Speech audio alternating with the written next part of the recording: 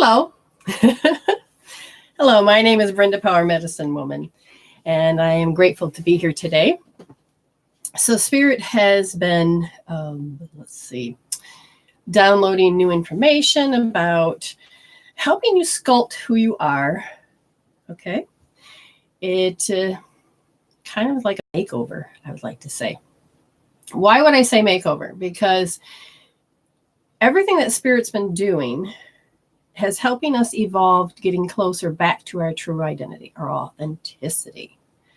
And because it's so important to understand that when you awaken, there are steps to awakening. And before, when I started, there really was all of this esoteric hidden knowledge that had to go underground because it wasn't welcome on the planet anymore.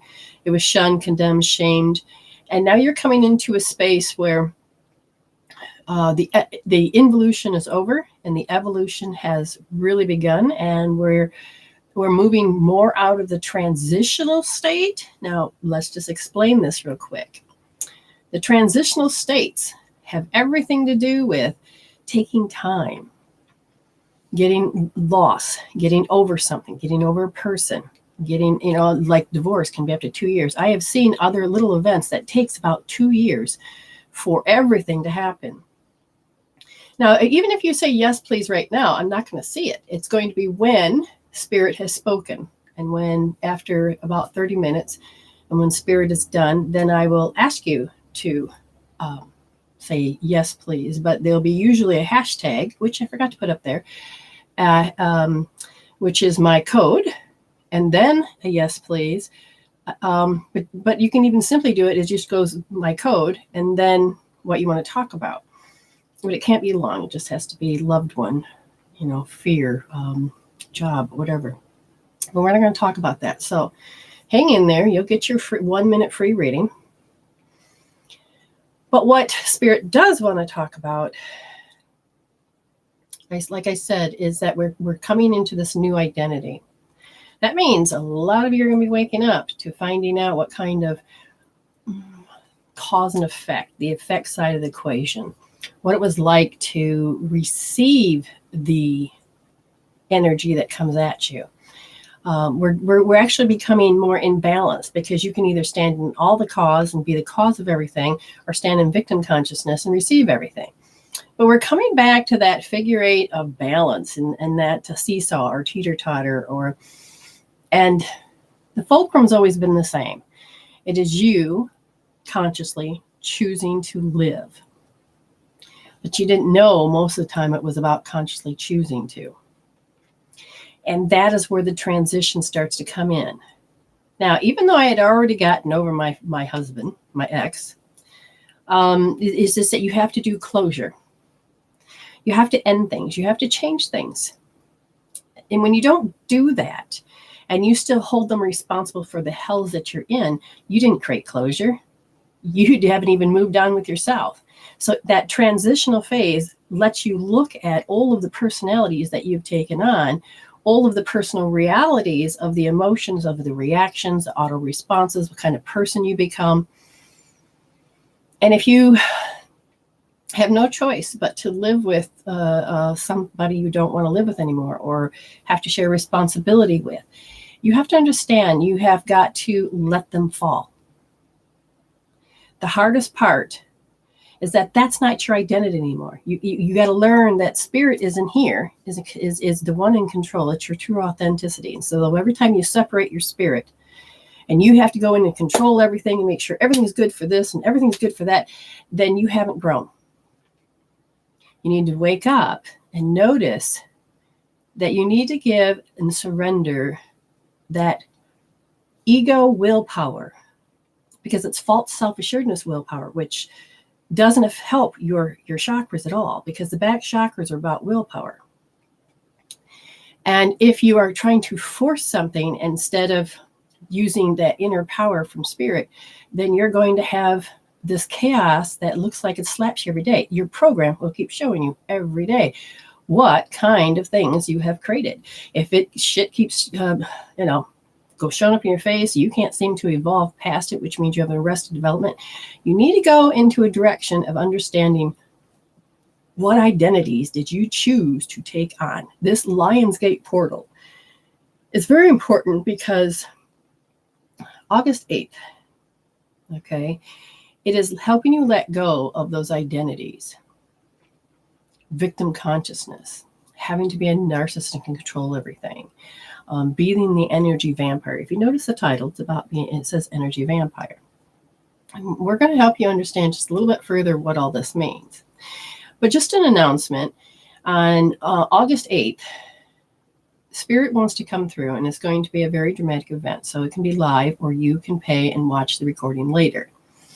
You know, and it's about that part of you, how you want to participate. And it's only going to be $11.11. But you will join up, and you can be in the actual event, or you can have it pre-recorded. I haven't decided if I'm going to do one event or two, because I have so many people that are in completely different time zones. But again, it really doesn't matter when you do it, as long as you link up to that bandwidth when we're doing it. And, you know, you'll have to have a few things, like you'll have to have 8 crystals or stones. Go out and collect 8 stones outside, or 8 crystals that you love, because we're going to create a little portal, an energy portal. And you're going to feel a transmission. And if you get tuned in, you're going to feel the things that are necessary for you to let go of. And this is why it's important we talk today that as you're in this transition from being done in the involution to the state of evolution, you have got to see all of the things that you had created, and now you get a chance to uncreate. The importance of uncreating is where you need to become mindful, where you can become using your authenticity. It's not about controlling. It's not about judging. It's not about blaming. Because if you are, you haven't decided you want to get out of that. Now, you can hear your language. It's all about the quantity of what you think and say. And it's all about the quality, whether it's going to be to take away all of your energy, which is then usually the negative, or it's the positive, which will bring it back. Some people have used the negative to turn into positive, but let me tell you, physically, it still drains you and affects your health and keeps showing you the karma in life. So when you begin to understand how you do things, okay, you will begin to learn you need to be mindful. But people say, well, I can't think of my thoughts 24/7. And I'm saying, I don't want you to think 24/7. What I want you to understand, you already do that. Your spirit inside, well, I should say this body, you're beaming in, and this body is not even real, but this body is what comes out of you being a spirit. And you have a soul recorder. When you begin to take that next step, you've got to understand your spirit first. And I am creating courses so that you get to understand how to be a spiritual human. You're done just being human. You're done with that separation. You're done. It's time for you to step up into your true authenticity. And it isn't just, hey, I'm Brenda Power and this is my authentic. No, it's not even about a name. It's about you being spirit. So when this transition happens, and that's where you are, you're undoing and you're undoing and you're creating. And when you finally get there, you're also going to continue to create and create and create. But you're going to do it in such a spiritual way that has to do with your immaculate heart, your gut intuition, and, you know, and that divine Holy Spirit intervention. You become this beam of you, and you will become very aware of mindfulness. Now, see, I've seen people become mindful, but they're negative as hell. It doesn't really do anything for their life except for maybe taking control, and in ego sense, the anxieties. Whereas I want you to be responsible, taking that responsibility, knowing that there's resolving tools that will actually help you in the mental, emotional, physical, and spiritual aspects of your life. You are going to put that oxygen mask on and survive. You are going to learn that you don't have to be drained of your energy. This is why, again, we're trying to talk about energy vampires. Now that you have your normal energy vampires, okay, which a lot of it took me a while to learn for myself. You have the victim and martyr vampire, okay? This is the people that are always the victim, they're always this martyr, they're always, but it's I guess the big key word there is self-pity. And these are the people, this is the program, that happens within and around. And yes, you want to help, you want to love. But if they learned as a kid that that's how they get attention, that's how they get love, or that's how the energy is coped with. Oh, if I act this way, I can cope. Now, this happens with all of the vampire aspects, because it's about making sure that you're not empty. It's not, you don't want to be separated. You don't want to have that fear, that loss, that insecurity. Okay. You want to make sure your world is balanced, and it depends on how you don't want to be dysfunctional, but you don't know how to use resolving tools. You just knew how to use the different types of ways and behaviors to behave. So then you have the narcissist vampire, which the huge one for me was I had no idea how clever these people are. But they do it for survival. They do it for coping. Just like I said, they want security. They want to be in charge. It's like the pecking order when you watch birds, I'm going to stand on this top peak, even if it's half a centimeter taller than the other one. And you're going to see this dominance.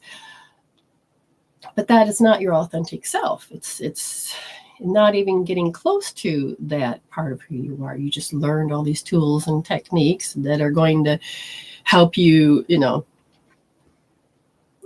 fight to the fittest? No, so I can't remember what it's called. But anyway, then you have the Dominator vampire. Wow. I mean, these people are, it's interesting how they can assert themselves too, because they can do it in such a quiet, loving, humorous way. They can do it in a very forceful way. And you have, of course, the verbal, the mental, and emotional, and in the physical, you have all of these different ways of being a dominator. What I have watched in a couple of relationships where it is, it was quiet, it was nice, and all of a sudden, because I was being stubborn, which is, you're not doing what I say, it became very verbal and disgusting. It actually came to the point where it wanted to be violent. And I thought, nope, done. And so I had to heal my reaction to these people. I had to heal how I believe that they exist. I had to take my power off of that. And when my ego got pushed aside and my spirit heard that this is an energy vampire, this is a gaslighter, it was like all of a sudden my ego goes, no, we got to stay protected. And I'm thinking, bullshit, shut up, spirit, take over. And then all of a sudden everything transformed inside of me that I didn't have to emotionally be. I'd be like, damn, I was controlled by this. Oh, when is it going to be over? Maybe if I just get up now, why am I still here? What do I got to close? What do I got to do? Thank you, spirit. And so, and then you have your melodramatics. Oh my God. I mean, the attention seekers, everything's a drama. It's just so, well, I think you know what a melodramatic vampire is, but you can get sucked into it, especially if you're an empath. This really affects empaths and the kinesthetics. Kinesthetic is you feel your world. An empath feels others. And when you got the combination like I got, oh my God, you just want to help, love, and be kind. But that's not what they want. They want you to take on their identity and help them live. That doesn't do them anything. That just makes them a codependent person, and you're going to be the one that's going to supply it. So it's kind of like a symbiotic. It's not even symbiotic. It's a parasite relationship. Let's put it that way. Then you have the judgmental people that say they're not judgmental, but you can feel them cut you every 2 seconds of, well, let me tell you how, it's just, and it's interesting how some people just want to make sure they inflict pain, and they're looking, yeah, it caused pain.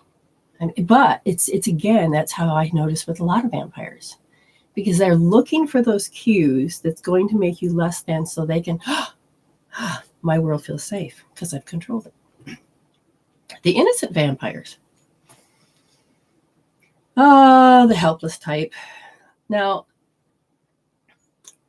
however you want to call these people, it's just that they have all this love and they have all this compassion, but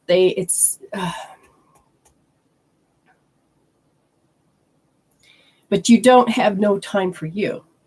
This is where you take on another full-fledged, this is their identity, and there is no breathing room. This is the smothering effect. And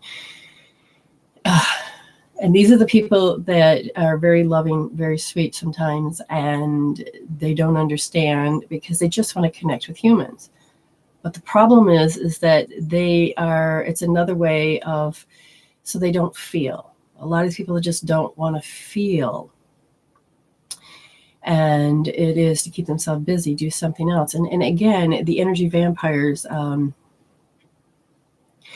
it's all about relationships. This is how we live, and this is how we're controlled, and this is how we do things. And we have to really decide if that's what we want anymore. So you got to wake up. You have to wake up, because, and some people are a constant talker. I mean, so you get to define,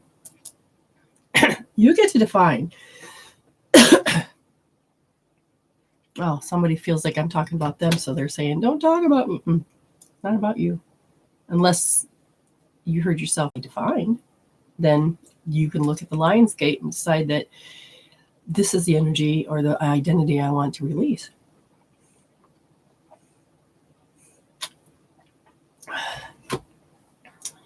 Yeah, that feels better. Okay. So, and some people don't realize that the dependent relationship is that you don't know how to problem solve.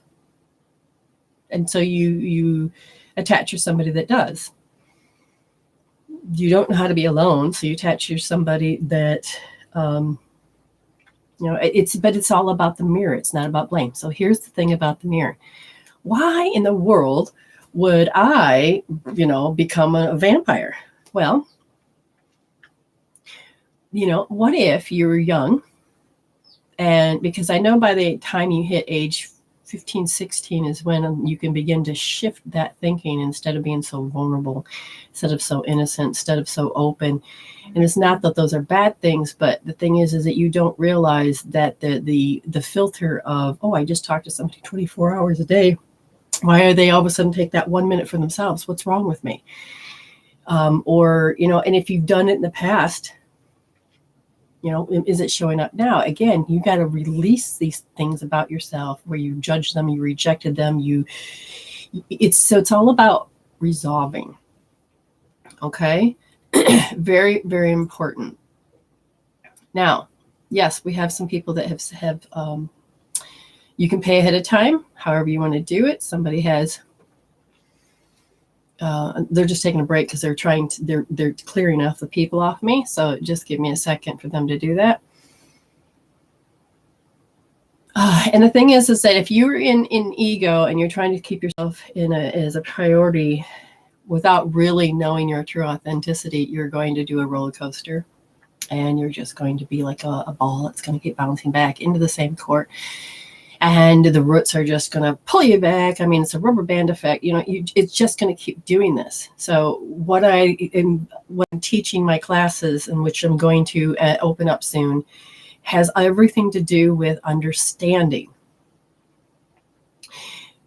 that you have roots. If you are having an emotional reaction, that means you had a past.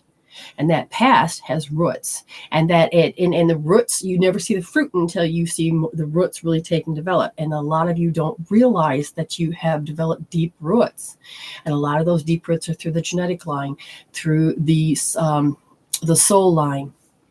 And so it's about learning the patience and the time to move forward. And the thing is that I was just reading some of the comments.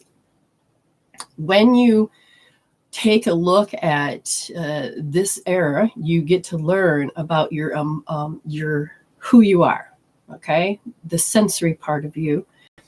And once you begin to identify that part of yourself, and in your ego, when you get your ego to say, shut up, stop over identifying with that, because your spirit's in charge. And the first time, see, I can feel it. It's like all of a sudden it's in my, everybody gets to see it but me. And every time I turn to look, I can't see it. But I know it's there. And that's that spirit part of me. It says we need to identify. And one day, my ex was going off and my friend was standing there. And after they left, I says, and I was doing this automatic reaction. I've got to behave. I've got to do this and that. And I'm like, what the hell just happened? Why am I responding this way when that's not who I am anymore? Clearly. I says, I don't mean to involve you, but what just happened? And they said, oh, you just got gaslit. My spirit goes, wait, what? My ego goes, shh, shh, shh. No, we got it under control. I said, shut up, say that over again. And I try to get a pen and I couldn't figure out how to hold a pen. And I'm like, you know how to do this hand? And so then I went to and I looked and I'm like, oh my God. The program to break out of that matrix, it was like I'm trying to write and my hand is stiff as hell. And you're like, oh my God, I know what the letter G means. Do I? Oh my God. Gaslighting. Gah. Oh, I got the G. Okay. And then it took me forever to write the word gaslighting. And it didn't even look like English that I wrote. But I got it. Then all of a sudden I could feel the ego, you know, and all the program was different, changing. And all of a sudden I'm looking at that. And so that's it. I've got it. So then I started to look it up, define it, getting so deep into it that I now know, because I'm no longer Arrested Development, I know the cues of when it happens. Now, ego's going to say, I'm going to keep looking out for it. No, you don't have to. Spirit says, heal the roots. As you begin to heal the roots and you take away the thing that you accepted and you gave your willpower to and that you believed in, when you change that dynamics, you get that immaculate heart. And you get that higher self, your true authenticity, and your gut intuition in alignment. It becomes so freeing, because when you stop, it's not that you don't have, you've got a definition. Let the definition be a definition, but don't have to take ownership of that anymore and saying, oh, that happened to me. You know, yes, it happened to me, but you guess what? Don't own me. Oh, it is it's a freeing situation. And the next thing you know, everything zigs and zags. And those people that you think, oh, and here's the thing, if you keep holding on to those patterns, you're not going to get rid of it. You have to do actual closings.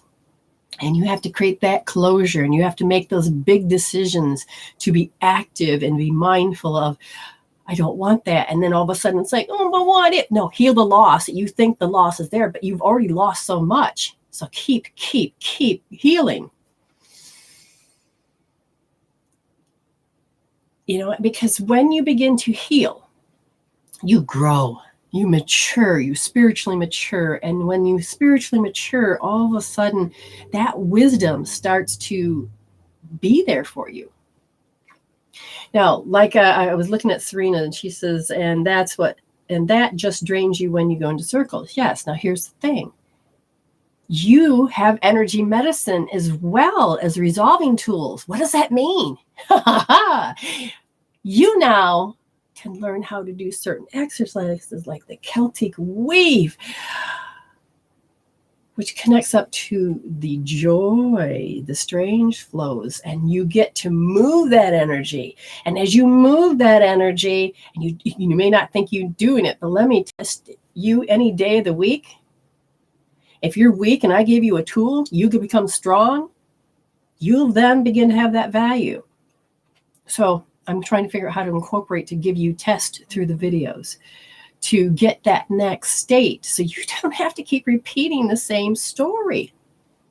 Okay.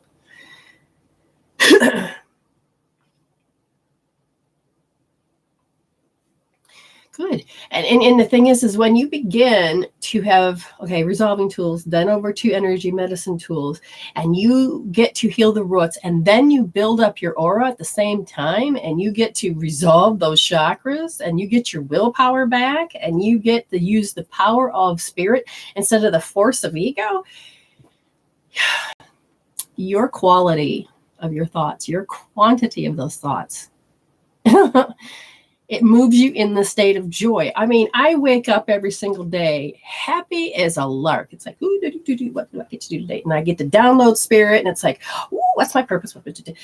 And there's a greater sense of feeling alive to thrive instead of just waking up and going, oh, fuck, it's another day. It's like you wished you were dead, even though you don't want to die, because you get close to it. You're like, oh my God.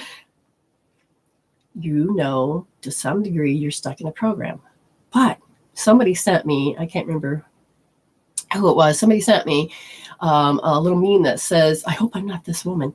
And it's like, oh, I hate my life. Every day it's hell. And then, well, how about you change it? No, that's not me.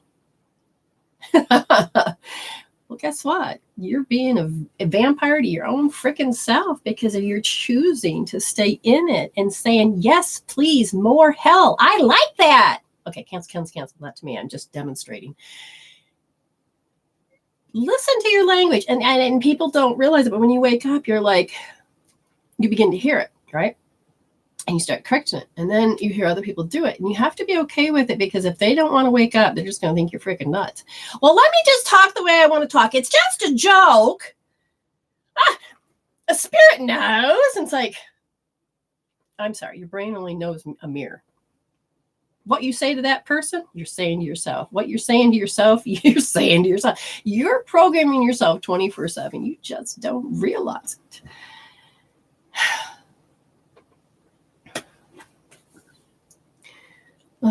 Amy says, what if you don't have all the energy you were born with and need others in your space to feel alive?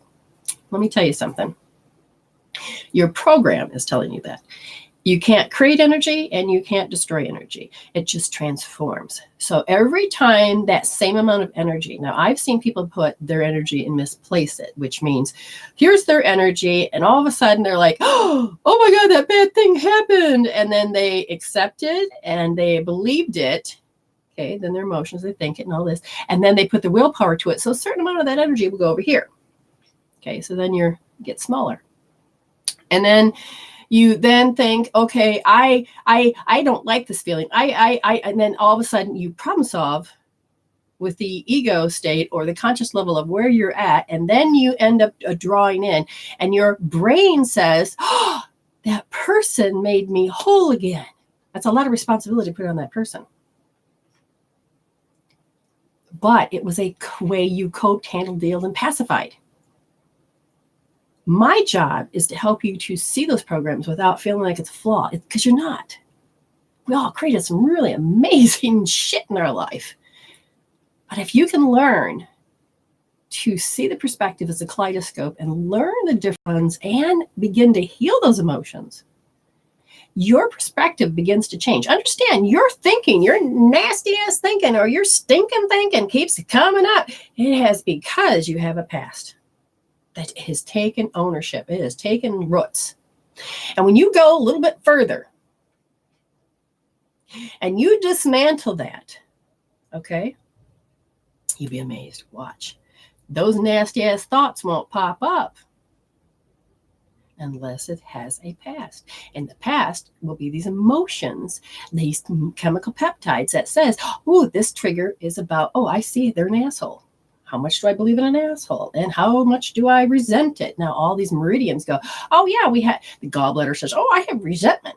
And the liver goes, oh, yeah, I have anger at this. And then all of a sudden you have disappointment and anger. Oh, I have bitterness on top of that. And oh, my heart, I have to protect it because it's so real. And your meridians keep playing it out because that's your program.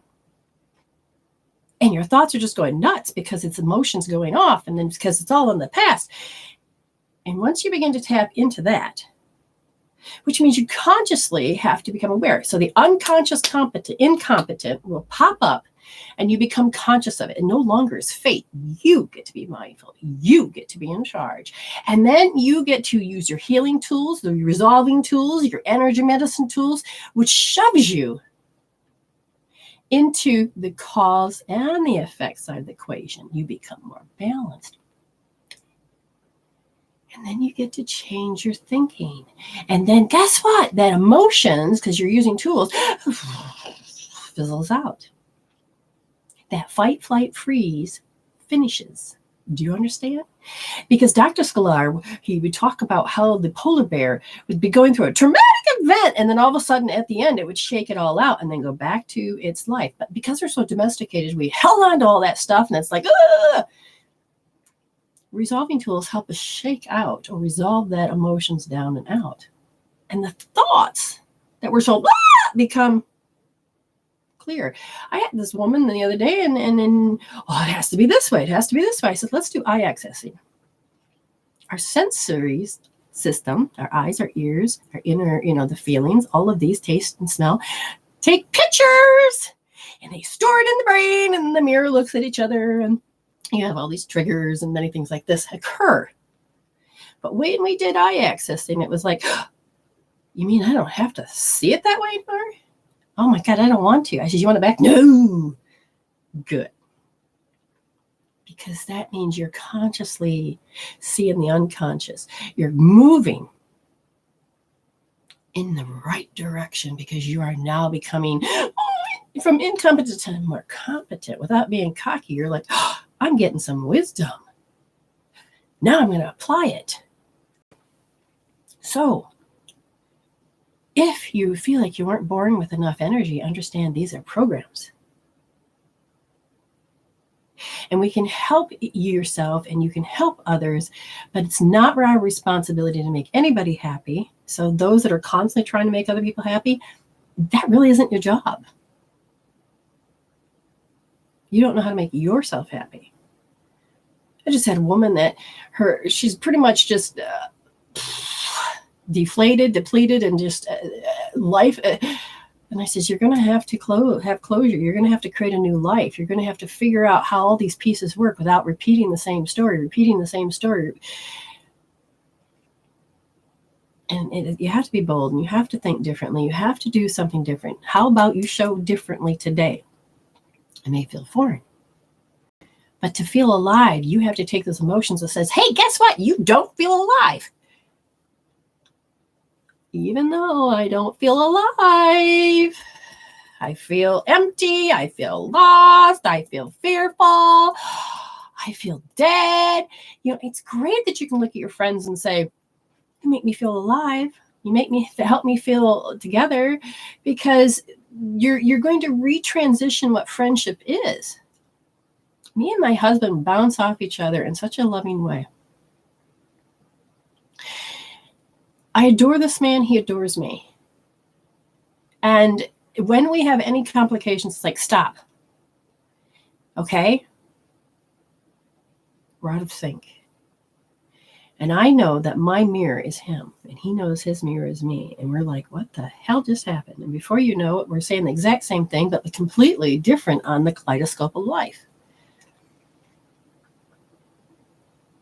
And you're like, damn. And then you begin to heal. So then it's like, okay, healing tools in the corner. Come back. Oh, God, I love you. Because you're not in the same state of mind. And you don't have to keep recreating the state of hell. Okay, I hope this is helping you guys to understand. Because, again, I'm going to be creating all these courses. And I can't tell you exactly how many weeks it's going to be because it's in the developmental stages. But yes, there has to be an exchange of energy through the cost of energy so that I don't take on karma and you don't take on karma. We keep this balanced. Now, I really believe that I need to, and if that's the case, I feel like it's coming quick. I do know I'm going to be off for 2 weeks and not near a computer. I'm trying to figure out if I wanted to do a mini session beforehand and see how it goes, and then take that 2 weeks, rewrite what I want to, and then come back and then start again and more details, which I think I might do. So, then we have the Lionsgate coming up, which is going to be fun. So the classes at this point, we're going to have to probably be done through Facebook for the Lionsgate. And I haven't figured out how to do the other, like, I can't remember if Google Plus still does it or not, where I can have you or me, and then all of the students, because that was free. I know Zoom cost. I mean, if you know of a platform that I can use to help connect with everybody, that would be really great of information, because I'm just not sure where to go. Since I don't have the money to start, it throws everything off, but I want the format to be a certain way. Oh, a lot of freedom and a lot of sanity. So I go back and I reread all these beautiful things. Remember to always, Facebook has been decent to me in the last week or so. So I'm still able to, every time you go up there and you hit like or whatever, you hit like and then you share into groups, I can give you a card. So after the show, I go in and then I say, oh, look, they shared. And so then I give you a card, and then, or you hit loved and I say, oh, thank you for, thank you for coming to the show or loving the show. And then you get a card. And so those messages, I get so many people, it comes back to me. It comes back to me that, thank you so much just for this card. And that's what I was thinking today, or that's what I was doing today. And you got to understand, Spirit is the one that really sits there and has made the choice of, I open the thing up, I see the person's name, and then Spirit, and then I do my thing, and Spirit says, okay, I got like all these card decks. Get the card from here, go over there, and get this card. And then I'm like, but I can only put one up at a time. Sometimes they'll say, do it anyway. It means I have to do it twice, or they'll find a different card, but it's usually, spot on.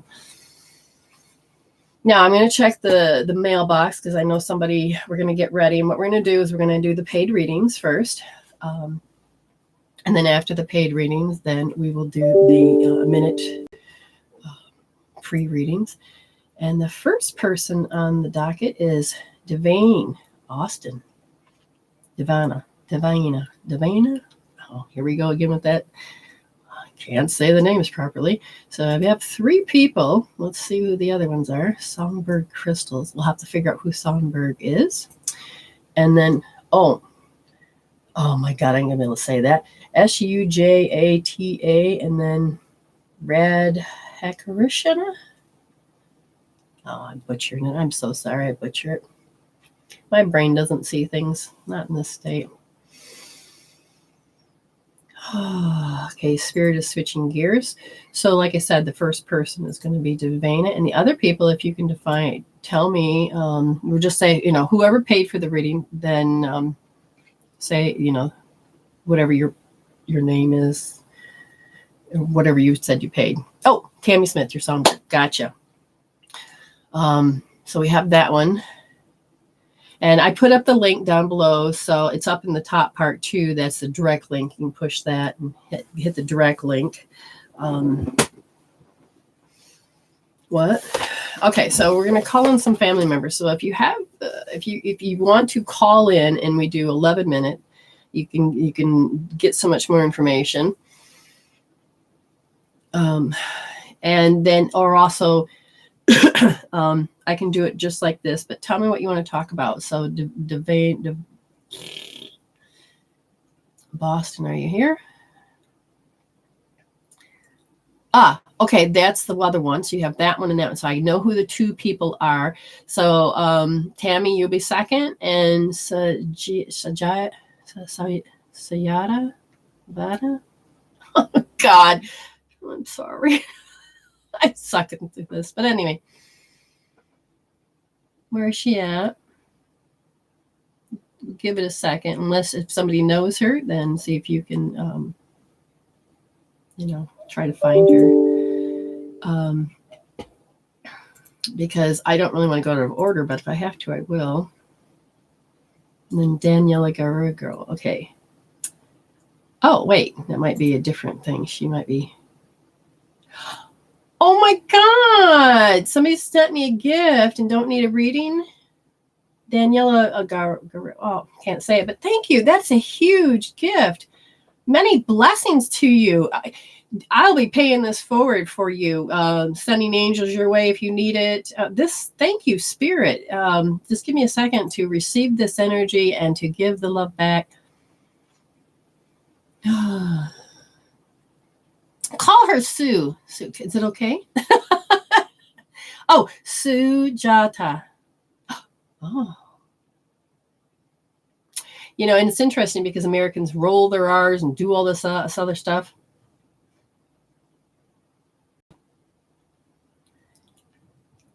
Oh, that's okay.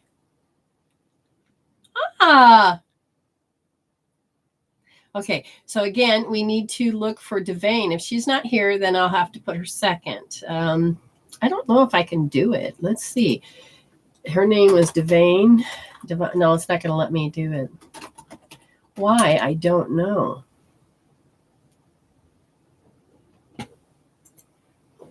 Bugs me that I can't do that. Devana with an A. Devana. Okay, so type it right, Brenda, and you'll be fine. Found her. Okay, all right. So I found it in this way.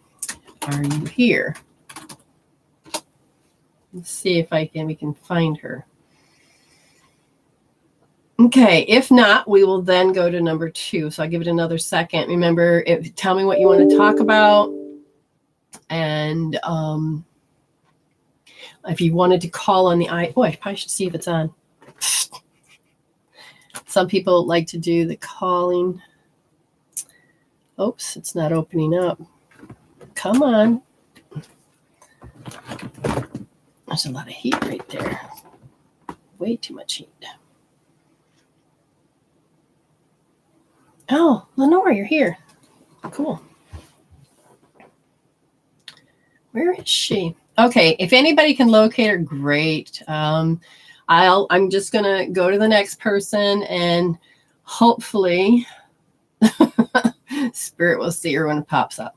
So like I said, the next person to come into play is whoops, wrong button. Songbird. Tammy. Miss Tammy. Oh, Pilly, she's here. You found her? Or is that Pilly? Do you mean that's Tammy or is that the other one? Because I haven't seen that other chick yet. Or the other one, Devana. Here's Tammy. I'll take Tammy and then we'll come back. So again, if you can find her. So Miss Tammy, what would you like me to talk about? Because it's your 11 minutes. So it's your 11 minutes. And like I said, if you called in and I don't know if we're friends. So just tell Devana she's next, okay? So I'm waiting for that delay really takes a beating over there. Look at all you beautiful people. I just love all of you. You make my purpose very important, and I take Spirit so seriously.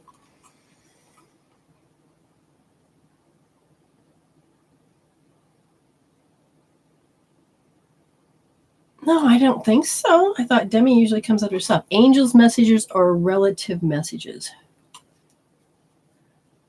Okay. Instantly, just push it so that we can go. Okay. Oh my God. I feel like somebody got hit in the head with an axe or something, or a car accident. I mean, Jesus, Mother of God. I mean, I don't know how to explain it. I just feel like I just got hit in the head. But I don't feel dead. I feel like I'm in a brain trauma. I'm not dead. I mean, not me, them, and whoever that is. So if you know who that is, Tammy, then you let me know. The thing is that's coming through. This spirit.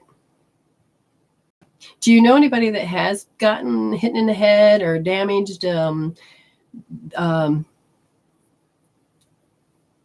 Oh, shoot. I am so sorry, Pilly. But anyway, awkwardness. There's a sense, the spirit feels the sense of awkwardness, this sense of a reaction, this sense of, whoa. Are you in a state that you're not dead? Are you actually here for Tammy? I know Tammy. I want Tammy to help me. Wait. Is this fresh? No, this has been a while.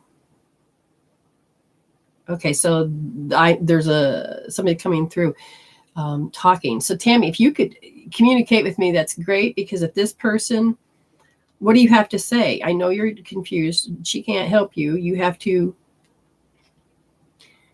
help me go a little further.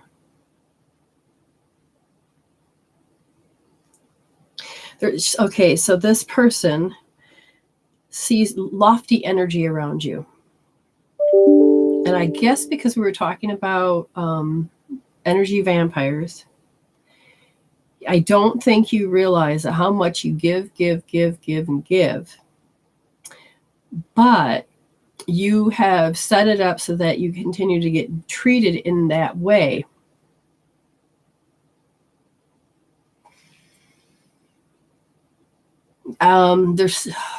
You have somebody else that's coming in and says, you're completely unaware to even how to change that. Okay, here's an interesting thing. When this occurs, when you're in a relationship and this is who you are, this is how you in the relationship, everything's awesome, and yet you're meant to wake up from that, there's a part of you that doesn't know how to change it, because it's going to change the whole dynamics. And the main thing is we're afraid for pain to occur. And it's not the adult part of us. It is that younger self. And in this case, 1 month old, you saw this. So you made the choice at 1 month old that you're going to emulate who? Your mom? No, somebody that was always giving because you like that energy, and it seemed to calm people down. So it's like you knew something or somebody that calmed somebody down. And so you chose this as an option to live this way. And part of your soul program is to do that. But you're moving in the energy where you are losing power. You're losing power in such a dramatic way that your body says, I can't do this anymore. And I'm going to tell you that the word is, I'm afraid I'll die. Okay. You're like, what are you talking about? You're going to reach a point where you're going to have to stand up and, I'm not doing it anymore. I'm going on strike. I'm going to do this. Okay. And it's like, oh my God, can I do this? And you got to trust yourself, and you got to move in that direction. You're like, oh, and because I can feel my whole body quiver and shake. It's literally stand up saying, I'm on strike. I'm not going to do this anymore. And, or, you're telling yourself this, or I'm not going to show up that way anymore. But you don't know how to change it. And that is one of the major things that you have to understand that's occurring, is because this first person that came in knows only because they had gone through it too. And and sometimes there is a part that we construct in our mind that thinks this is going to happen to me. Now, what I'm seeing is that it was a memory that you watched something happen to somebody else. Okay. And because of that, it's getting very confused, because your younger self, your 1 month old self, believes that you can't get out of a pattern. So tell me more. Well, like for instance, you may not be aware, but you need to wake up and realize how words and smirks and actions are meant to make you feel like shit. Okay? Are meant to make you feel like shit, because of the fact that you don't realize that it's like when women are a butt of a joke, and you don't want to be that butt of the joke anymore. Well, it's the same thing when you realize I don't want to have to do the dishes all by myself every time, or I have to make sure I do this all the time, right? But you're not sure how to get out of it. And they're saying that you're going to wake up and you're going to realize that a nickname somebody could have gave you was actually mean. But you laughed it off because you thought it was funny because they did. You're moving up, and every time somebody tells you they're stubborn, it's because they can't control you. And this is beginning to really piss them off. And you're getting stronger, but understand that if you're being stubborn, that means, I must be standing more in my power. We have to start looking at life just a little bit different, okay? You see, it goes back. I don't want to feel attacked. I don't want to feel attacked. I don't want to feel attacked. And I'm going to tell you, this is if you can pay for private reading so we can heal this quickly. But which eye is it the worst? Your right eye is holding a picture that says, I know what it is to be attacked. And again, it's just a memory that is locked in. You need to do eye accessing. You need to heal those out of your eyes. 2, your reaction, it's just an automatic reaction. It's an auto response reaction, but you don't even know you're doing it. But it's been done for such a long time. And the reaction that you end up giving is that you take and you become lack for that situation to change. You can use EFT, emotional freedom technique, to tap it out of how you see it. But if you can't see the situation, you could tap it out and say, even though I can't see the situation, you can try to do things on your own, or you can go ahead and, make an appointment and we can go that route. The message is that Spirit says that's important for you to do is you have to clear your timetable, and you have to learn to make yourself a priority, because they say it's important that you start improving your health. Okay. And that is beginning to understand your circadian rhythms in your body, the different kinds of food things that you could be eating, and doing it at different times of the day. It's actually quite to help your body release stuff that's there. And they say you have a tendency to want to stop at some things. And the thing is you have got to understand, Spirit says, here's your goal. Every day, you're asked, do you still want it? Now, sometimes we get caught up and go, oh my God, not today. And then Spirit says, okay, I have to stop this. But if you don't keep re-asking, or you don't keep saying yes, and you have to find out what's important to you. If your value says, which is, values are the container that creates life. It is, if this is important to me. So if you don't think it's important to you, and that wallowing isn't important to you, or getting in self-pity is important to you, then you're going to make your choice or your manifesting thing disappear. But if you take control and begin to notice these little things and say, wait, I can choose better. And then, maybe just do an energy exercise of pushing energies out, or tapping to release it out. Then you're going to move into the direction of getting complete success. Okay. The other thing that they want you to become aware of, besides noticing your patterns of how you slip into sabotage and this and that, is that you have got to literally write down and post it your goal. And you have to post it so clearly. It doesn't mean be anal. It means joy. Happiness. For me to get where I am today, I said, that's it. I don't really know all about it, except for every day I am going to look, I am happiness. What do I need to do today to be happiness? What is it that I need to do? And I had to learn to have closure. I had to learn something that's what that is, and release something and moving forward. And every day, instead of waking up going, oh my God, I'm in dread and I got another hell of a day.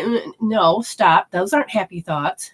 And it's not that you're overcoming and suppressing it. You are going, oh my God, I'm thinking this way. This is why I did hope therapy. Holding those points so that the emotions fizzle out and my thoughts become clear again. Literally need to understand that when you're thinking, and you don't think clearly, like when I'm teaching people how to muscle test, they asking you a question for yes and no, but then they have 30 other ways of that they're going to ask that question, and then your body's going, I don't know how to communicate with you because you're not really clearly on one thought. So you have to notice that you put yourself in a self-imposed limitation because you think that's the way that you're supposed to be because you did it as a kid. You don't do that anymore. You need to see your self-imposed limitations and you begin to let those go. Okay? All right. Devana Boston, and thank you for waiting. What is it you want to talk about? What is it that you want to talk about? Okay? You want to talk about the future loves. All right, future loves. Before I turn it on, where'd my deck go? Future loves. Whoa, really? Okay. All right, I'm going to hit the button. All right. Devana, it says that you have to let go of control issues. Now, here's the thing. If you're not quite awake, you may not be aware that you're controlling the outcome or controlling the issues. It's like you don't want to hear something and you only want to hear good stuff. So then you avoid something. That is a form of controlling. Or if your thinking is that, okay, I'll do this and this and that, but then you have a beef to pick and you've got to make sure that you get your time. What's going to happen is that you are controlling because the emotions, the ego is saying that we have to do all these things before you can have what you really want. And it really affects the outcome. And if you are sitting there thinking that this is the outcome you want, you run to the end of your timeline, you already know what's going to happen, and you have this expectation, and the strategy is it has to follow that way. So what you do is you're putting your blinders on, and you can't see anything but what is in this, what they call television, but you can't see it. So when opportunities come, you ain't gonna freaking know. All you can do is you're focused on, and that what is this feeling? I've got to get this. You got to cope, handle, deal, and manage and pacify this particular feeling away so that you can have the relief to breathe. And they said the love is that you have to heal how it goes. What is that specific word you want removed? You have to egotistically notice how you're arrested in development, and that how you're hooked into people taking advantage of you. This is your story. And if that's your story, you're keeping it alive. You accepted it, you believed it, and you put your willpower to it, and you keep repeating the story. And they say they need you to disrupt that story. Because if you don't realize it every day, you're enforcing it. Yeah, that's how I know it. And it has an emotional hook. It is the thoughts. You told the universe that's what you want, and your order is coming, so people will take more advantage of you. And if you have a certain quota out of 100%, and you have to have 80% of it every day to be filled, and you only allow like 40, then you're going to have another person or two show up and show you how they're going to take advantage of you so that you can prove that you're right. See, I know my story. It is in that energy of how you keep it alive that you got to disconnect, okay? And they said, let me just, the loves.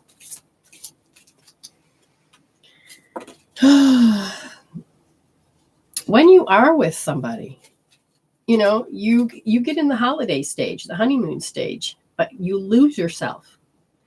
And they're saying that honeymoon stage is great, and you're addicted to the honeymoon stage, which means if you're with somebody for a certain long amount of time and that honeymoon stage is gone, then the energy shifts, and then you're going to have to go into your story, and then it ends. As far as the honeymoon bliss, they're saying that you lose yourself.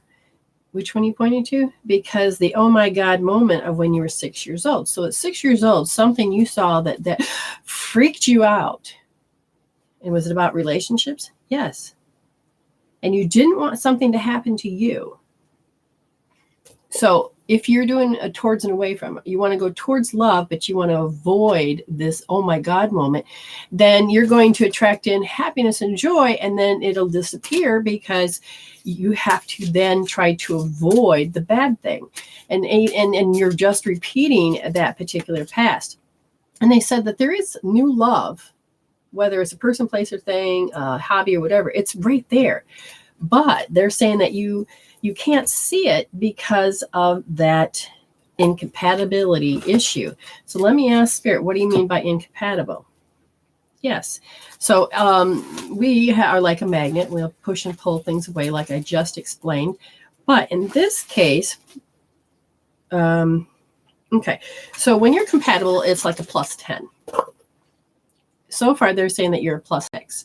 Now, if I asked, well, what caused the incompatibility? And they said that it has to do with inherited behavior. So what was it that the family couldn't resolve that now you've chosen in the bloodline to resolve? And they said it had to do with being inefficient. And so this emotion, okay, you have to look. Inefficient is the same as like anger as far as emotions. That's what it's called. If you know what inefficient feels like, then that is what your soul says that you need to work on. And that is, oh, there it is. Oh, there it is. Okay, even though I see inefficiency, and you may have to do I-accessing, emotional freedom technique, or even though, oh my God, here's that inefficient again. I'm inefficient of what I can say, how I can act, how I can be. Or I'm inefficient I attract people that are inefficient, because again, you have to look at the different kaleidoscope of life. But they said that when you do that, you become very uncertain. And it's a perplexed state of being uncertain that doesn't allow you to take that next thing. I don't know where I'm supposed to go. So I'm uncertain of what it is. That emotion will block you. Typically just tapping that out of, oh, on a scale from 0 to 10, 10 being I'm uncertain about this relationship, and you begin to tap it out, and so uncertain is 0, then the new emotions will start creating different thoughts, or you download through spirit and you can create healthier, stronger thoughts. Okay. They're saying that one of the things you're not even aware that's there is bashfulness. Let's say you want to go do something, but you used excuses and reasonings in your stories that, I'm too tired, I don't want to do this. But it literally is an underlining bashfulness. And you're saying, well, I don't have that, but I did as a kid. That's because it's a root. It just shows up something differently. If you go in and you start defining how you stop yourself from doing something because of, hey, I know what bashfulness is, to getting into, oh, this is bashfulness, to you get that out.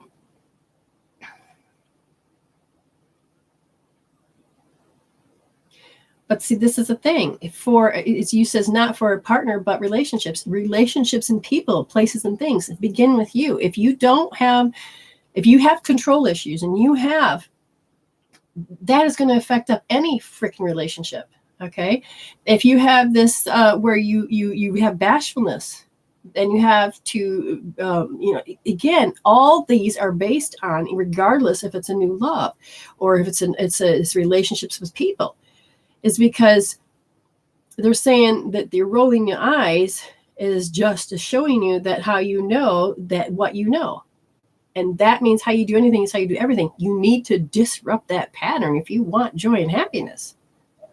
These patterns fuck up your life.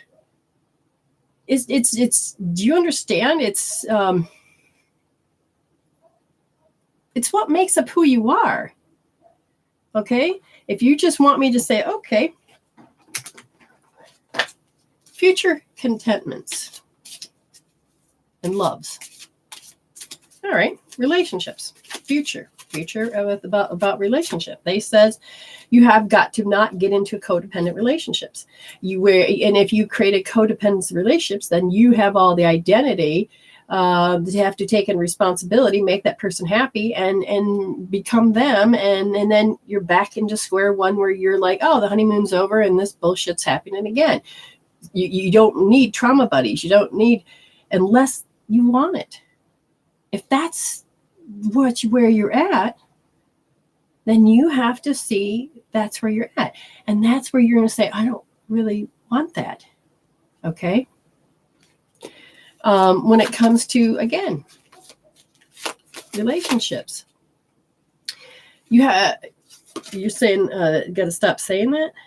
No, there's a part of you that when somebody does come along and it's is balanced with you, this could be the one.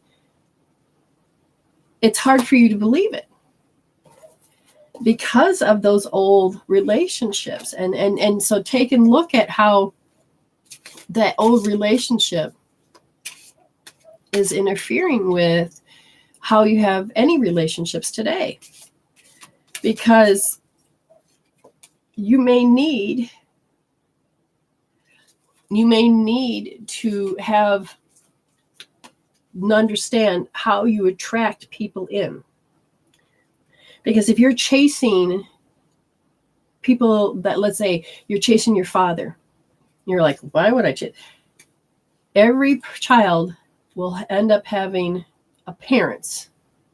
I don't care if you're adopted or what. You have grown-ups that take care of your little ass, and they have personalities, and they have habits, and they have this and that is what you know.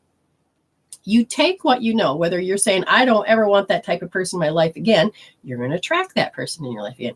If you're saying, oh my God, you don't even realize that quality is a good quality, but it's not, let's say they're a narcissist, but that's all you know, then you're going to attract narcissists. Do you understand? It's not about blaming your family. It's about going, shit, what was I exposed to that my soul needed to learn to let go of? Okay, so you have to understand what you're attracting in. If you can look and see what you attracted in your past. For me, I attracted people that controlled me. In this case, it wasn't even necessarily my parents. It was my sister. And it was very interesting how when it finally hit me in my 40s it's all about her. And pitting against people against something, so that she got all the attention. Oh my God.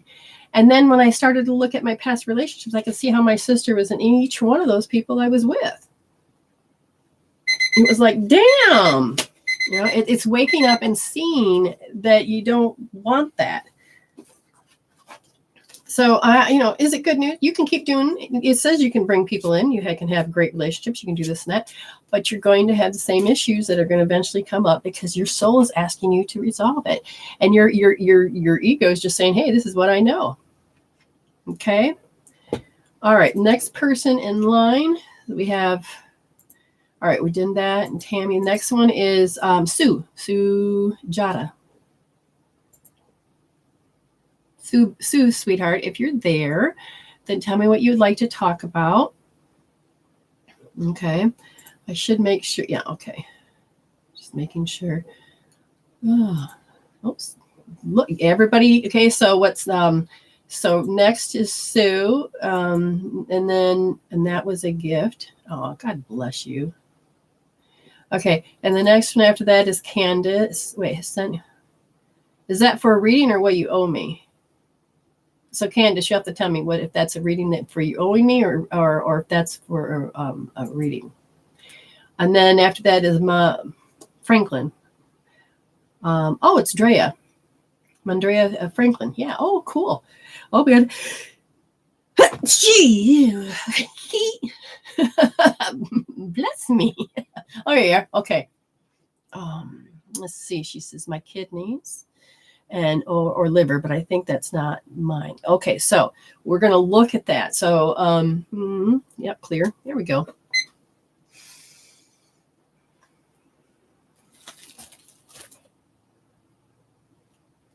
So your nervous system is collecting, transferring, it's trying to process information, and it's kind of getting bogged down. Okay, and they're saying what happens is that it affects the urethra tubes in the kidney bladder area. Not the uterus, but the urethra. Yeah, okay. So the fluid is not functioning, and I'm going to ask the question, does it have to do with the things that we're eating? No, in this case, it's your patterns. And that it's about doing. Okay, so the energies of doing. And then the electromagnetic spectrum. So you're being affected in that area. So it's literally, so are you having magnetic deficient? No. So you're being affected by the emotions. It's, electromagnetics. Was any of this? No. read it again. You guys are funny.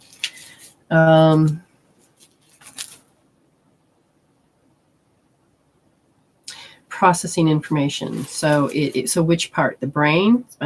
So it's the way that it's being processed. What is affecting the process?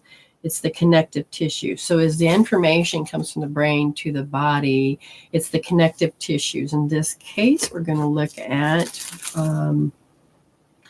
yes, it is habits. Is it habits in being around electrical energies? But that's not making incompatible. No, it's so the interference patterns you're picking up and holding on is as if it was a person. So you're picking up. Yeah. Okay. So it's interesting because I'm asking if it's a person. I go, no. It's are you talking about? Is it like a ley line? One of those type of things? Yes. Is it the energy? Yes. The patterns. Is there something that comes to the house? No, she's just a beacon. Oh, so it's like the Vivax? Earth? No. Directions? No. Vulnerable. She's vulnerable. How is that so? It's the interaction with the environments. Okay, so they're saying that as you started to grow at 6 years old, you became very uncertain of how to behave in the environment. Then the energies of electromagnetic frequencies, you have ground control, you have upper above, we have Wi-Fi now, we have all of these different things, but it's not the same as if a tower is affecting you. It's just that somehow it's a energy transference of energy, which is something different. Self what? Do you do self-shame? Do you shame yourself? Because it's something that you're doing to yourself, that these energies, and it's based on 6 years old, and what happens is literally the transmission of energies become like, it's like they take on an emotion, which sounds bizarre, but it's true. It can happen. And when you have this static, what's the biggest emotion that ends up being taken on? It's when you try to ask spirit or you're trying to do a particular outcome. They literally said that it has to do with longing. And so then because of those thinkings, of those behaviors, it literally changes. There are points, sometimes they said that the energy, the meridian that comes up, the governing meridian that comes up, kind of gets little, it doesn't that it goes backwards, it just like, an energy that comes through the governing meridian, which to help you understand is that when you have the central and the governing, and they meet here and they meet down in the taint area, they create a nice egg. And so when people are having negative thoughts, it bounces off. It's when you do the Celtic weave, it bounces off. It's connecting heaven and earth, it bouncing off. But yours doesn't go down. Yours is kind of like see-through, a static pattern that I don't know if you ever get them on TVs anymore, but the thing is that somehow your emotions and then this energy, electromagnetic energy that's out here, takes on the emotions, and it's all hooked to like loneliness. And somehow it starts to affect the physical form. And it seems to be affecting the spiritual, the mental, and emotional. Which one? The very closest one. So the very closest etheric blueprint. But it's based on loneliness from the emotion. So literally it changes the way you physically are. All right, how would you heal that? Get rid of loneliness. The longing. Loneliness. Oh, loneliness is the static. Longing is the inside. So if you're doing longing, then I would tell you how to use it but just use for you to heal it. I would say tap it out. Longing. Okay. You have to understand and define it, get it out. Then notice that you will feel the loneliness, but it's not yours. You know what, you identify with it, but it's not really yours. It's part of that longing. So, I think if you unhook the longing, will the loneliness disappear? It's hooked into your heart wall. So then it's a hidden? No, it's a heart wall. So this heart wall, we can roll that out right now as failure. So you would take your hand, or you take a refrigerator magnet. Okay. I'm going to take these and I'm going to go up under the bandwidth and it'll be directed to you. You can participate now or you can participate later, but we're looking at a hidden heart wall of failure, hidden heart wall of failure, hidden heart wall of failure, hidden heart wall of failure, hidden heart wall of failure, hidden heart wall of failure, hidden heart wall of failure. Oh, look at that. Hidden heart wall of failure, hidden heart wall of failure, hidden heart wall of failure. Hidden heart wall of failure. One more time. Hidden heart wall of failure. Oh, that's interesting because as we started to, your energetic body started to change that, there became a gap between longing and loneliness. And that loneliness is not really affected now, but the longing is still there. So that means you can go and tap that out. Hopefully this makes any sense. It's different than spirits because it's a vibration. Spirits, because of the fear about certain spirits, when you're younger self, then you get as I said, that's where I was going.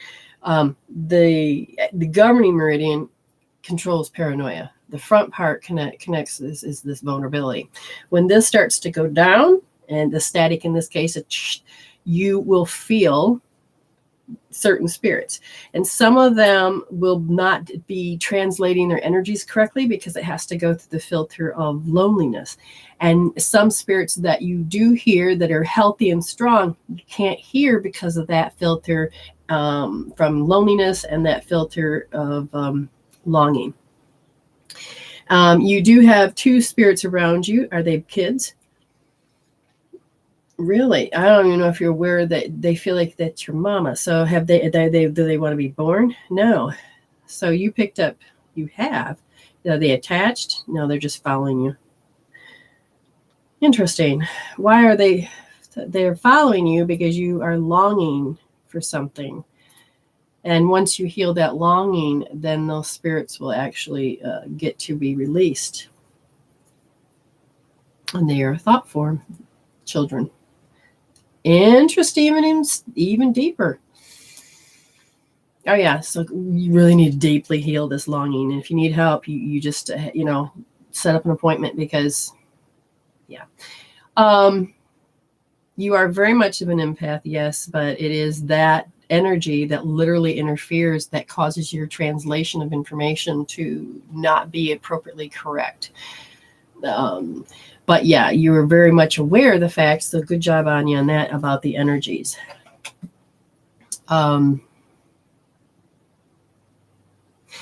This uncertainty, is this yours? Now, it's very much in the front part of my central, the uncertainties. It's like as soon as you go out, you can feel the uncertainties of the world. Why does she need to know this? Because of her fifth chakra. Okay, well, tell me front, back, the will. So you're learning more of where I end and they begin because you're meant to do work, but you are seeing how the world begins to transform itself or where it's stuck. I probably should say it's more of where it's stuck. And because it is stuck, who gets confused? Her body's chakras, meridians. Okay, that's why I said the bodies. All right, so we're going to go back out there. The energy gets very confused of who you are at times. They said like sometimes you'll be walking and you may not remember why you were walking. And they said because you just walked into a parallel universe. That energy you stepped into, and then sometimes you walk right out of it. Sometimes you have no problem with it, and then sometimes you get stuck right in it, and then you end up being a different person. Does that make sense? Not all the time, but and then all of a sudden you're like, wait, what? And then you get refocused again to be who you are. Okay. So the next person that's on the list.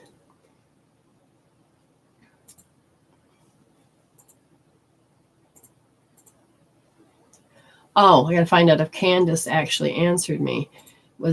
Candace, was that something that you owed me or something to do with the reading? She might have left. Because I know she wrote something up above. All right, so Candace, you'll have to tell me whether or not, if you're still watching, it might have what she owed me. Drea, Mondrea Franklin. Drea, you're next, sweetheart. Oh, Miss Gordon's after that. Awesome. Loving these names and faces and people. Drea, are you there, sweetheart? So we're going to wait a second on that. You guys are doing really good. Sometimes, Jaden, sometimes I'm up for another 40 minutes or another hour. It depends. So once I get to the readings, then I go through and I do the 1-minute readings, whoever's left. But that's just part of the honoring and how Spirit likes to do things.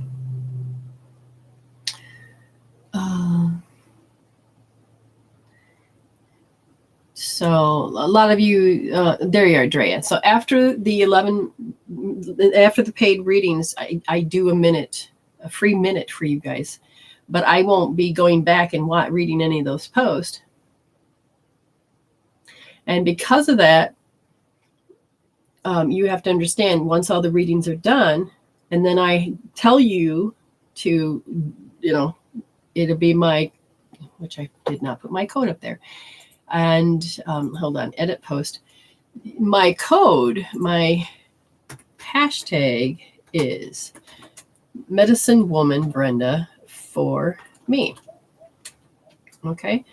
And then after that is when you tell, it's a talking to the dead, my health, but you put MWB for me, space, hashtag that, space, and then only when because I can't see it. So once that's done, then I'll go through. So Miss Drea, I just saw her just for a second there. Yes, I'm here. Okay, sweetheart, what do you want to talk about?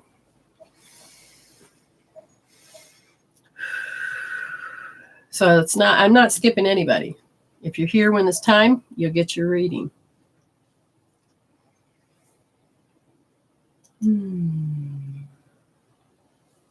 Okay. Miss Drea, I'm going to start and then you tell me what you want to know.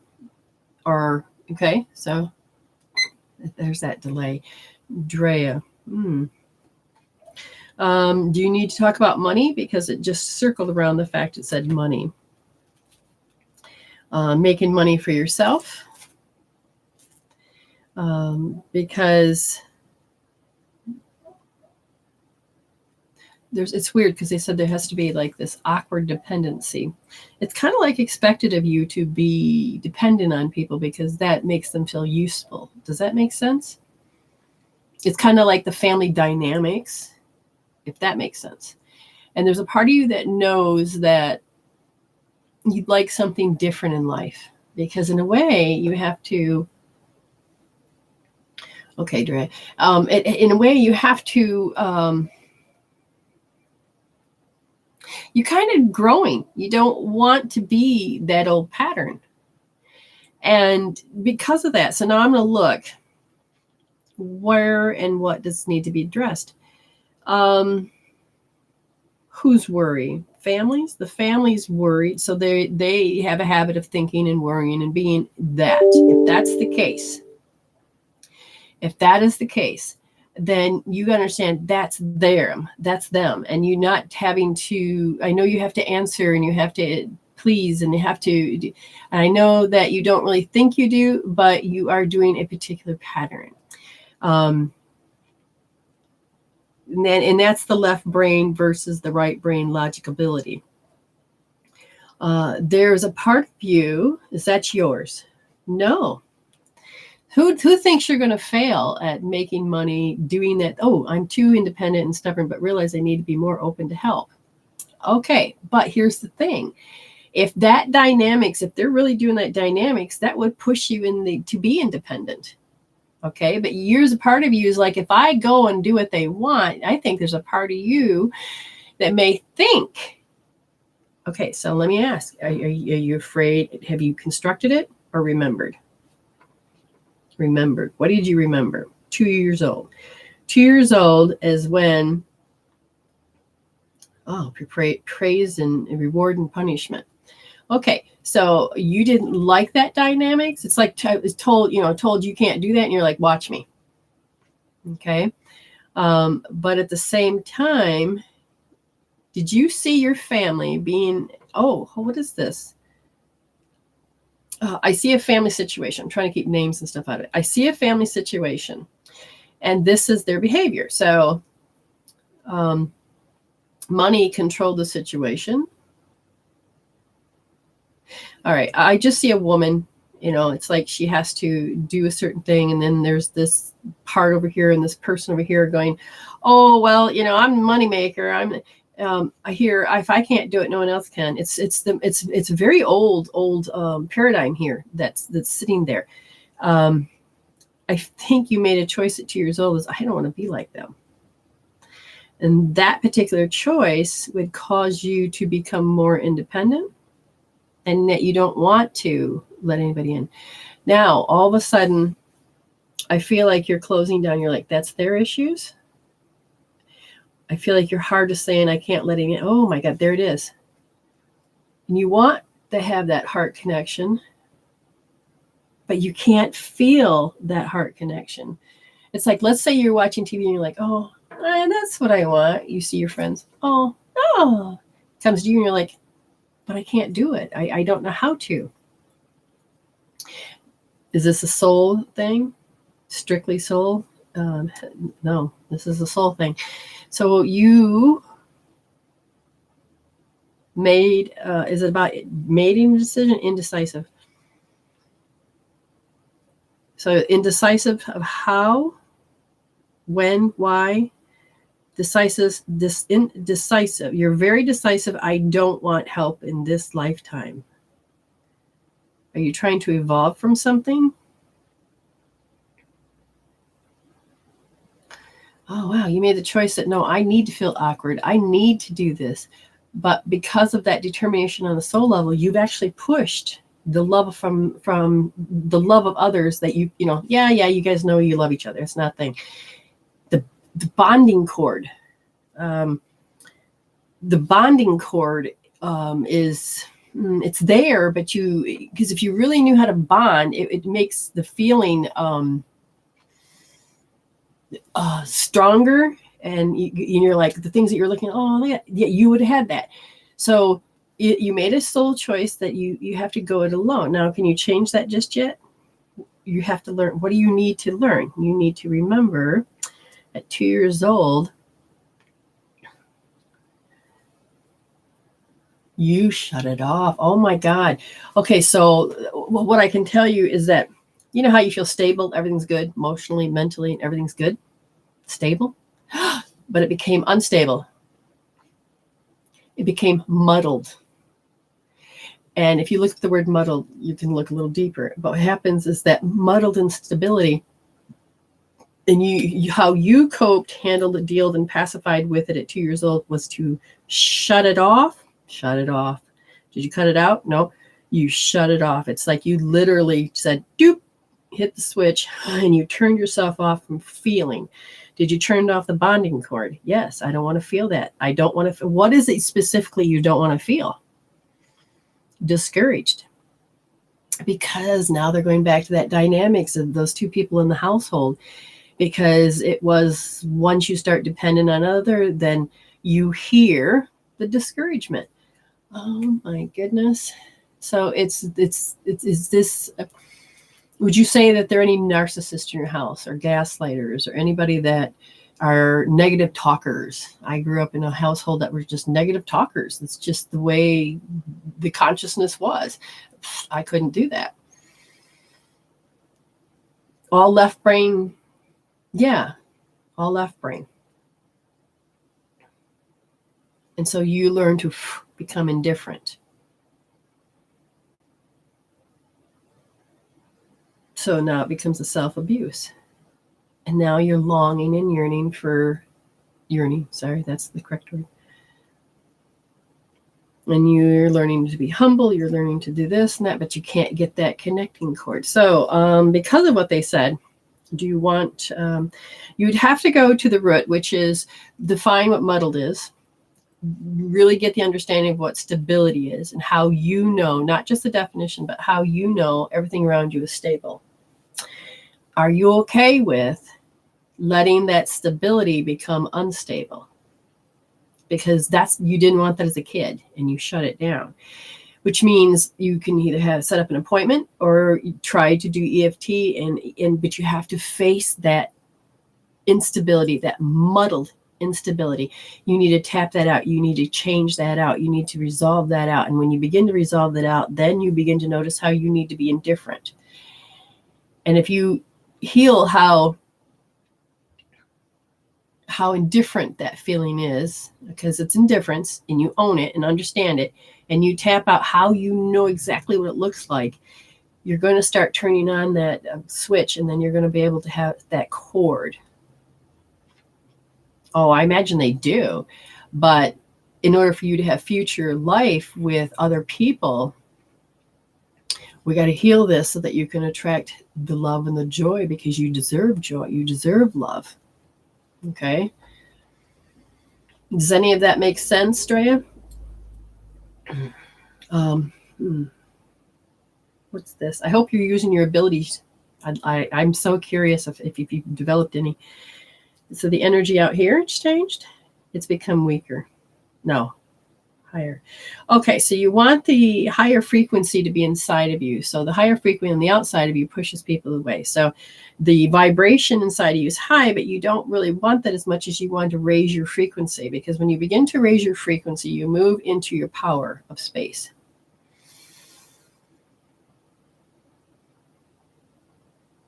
I'm so curious what that means. Yes, it dies. My brain.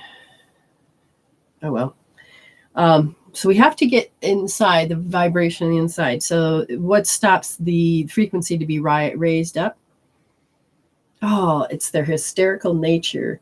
So it's I don't want. Do you know what I mean? Because you see their. Oh, that's right. Your ability, because you sense that it's like, whoo. Do you know what I mean? To your senses, she has a really cool ability. It literally looks like hystericalness, and it's too hard to come in because it does cause that to be muddled. I completely forgot you had that ability. And so the translation of it makes it different. It's causing me to want to have a headache right in the back of my head. It's like a really painful pressure. And this is part of how you be like, oh, I can feel it coming on, because this is your sensory, your ability. And your whole body wants to participate in shutting it down. Oh, that spot in the back of my head is really sore. So do you have touch yourself? Tell me if that's sore, because if I'm just picking that up, you may not even be aware of it.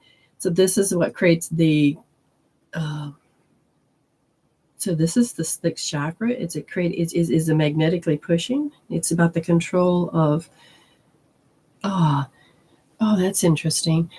Like your sixth chakra is to do with the will. And I'm just going to say this for all too, is that if you have craving issues, you want to eat and you're craving, and but you know that you just ate and you don't want to, it's that little switch in the back of your head that says that I'm full, but no, you don't know that. It just needs to, it's like you pick up the frequencies, and then you have to eat because you don't know what to do with these frequencies. Oh, she has a bump there and it's tension. Okay, this energy flow stops. Oh boy. Okay, is there anything particular, one thing we can do? I hope you're keeping up the Wayne Cook. They say, Drea, to take your, find a magnet, sweetheart, or even just your hand right there. I want you to do this whole part of your head. Flip the magnet, okay? Because I feel like it wants to attract, and then it repulses, and then it becomes very, well, tension. Yeah, if that makes any sense. Okay, good. All right, so thank you, Drea. Next person is Sharon, Miss Gordon. And then after that will be Lynn Gramachuk for 7. So Miss Gordon, where is my friend? Miss Gordon. Okay, so Miss Gordon, you guys are doing great. Hanging in there. We're getting through it. Yeah, everybody says the YouTube's better, but I usually can't get people. I mean, I tried doing shows on here. It did nothing. Facebook, for some reason, I can at least communicate with people. Oh, good. Thank you very much, Drea. I'm glad to know that. So, Miss Gordon, Sharon. Oh, ooh. I don't know if you're not happy or what. There's something. They're showing me through the right eye. Miss Gordon, where are you, dear? And that delay, I'll tell you. And if you ever notice, hey, you know what? Facebook must have changed a category because normally they take and pixelate my face bad. It's not bad today. I just realized that. I thought it was always about my camera, my computer, which it was, but then I got all brand new stuff and it still was crappy. Miss Gordon. Well,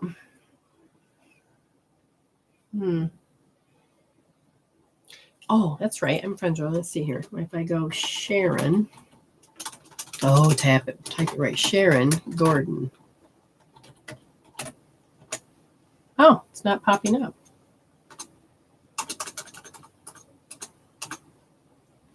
Did I do something wrong?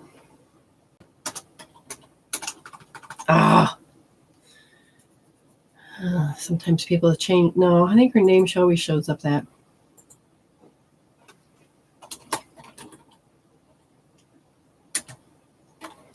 All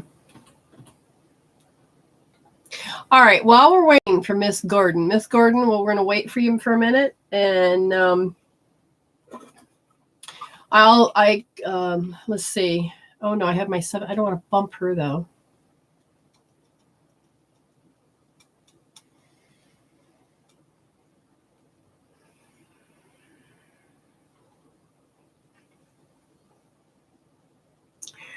All right, Miss Gordon, I'm going to switch. Until I see you, I'll go to the next person that's paid. Remember, people, you get your free 1-minute reading after I take care of the people that are honoring me in this way. Lynn. And who is Lynn Gramachuk? Lynn Gramachuk. Who are you? And I'll do the reading for you until we see Gordon. I can't even connect with Gordon. Oh, are you really, Angela? Well, I'm on TV. Thanks for sharing that. That actually can help me manifest me to be in a different state. Oh, that is excellent. All right, big TV, small TV, what do you got?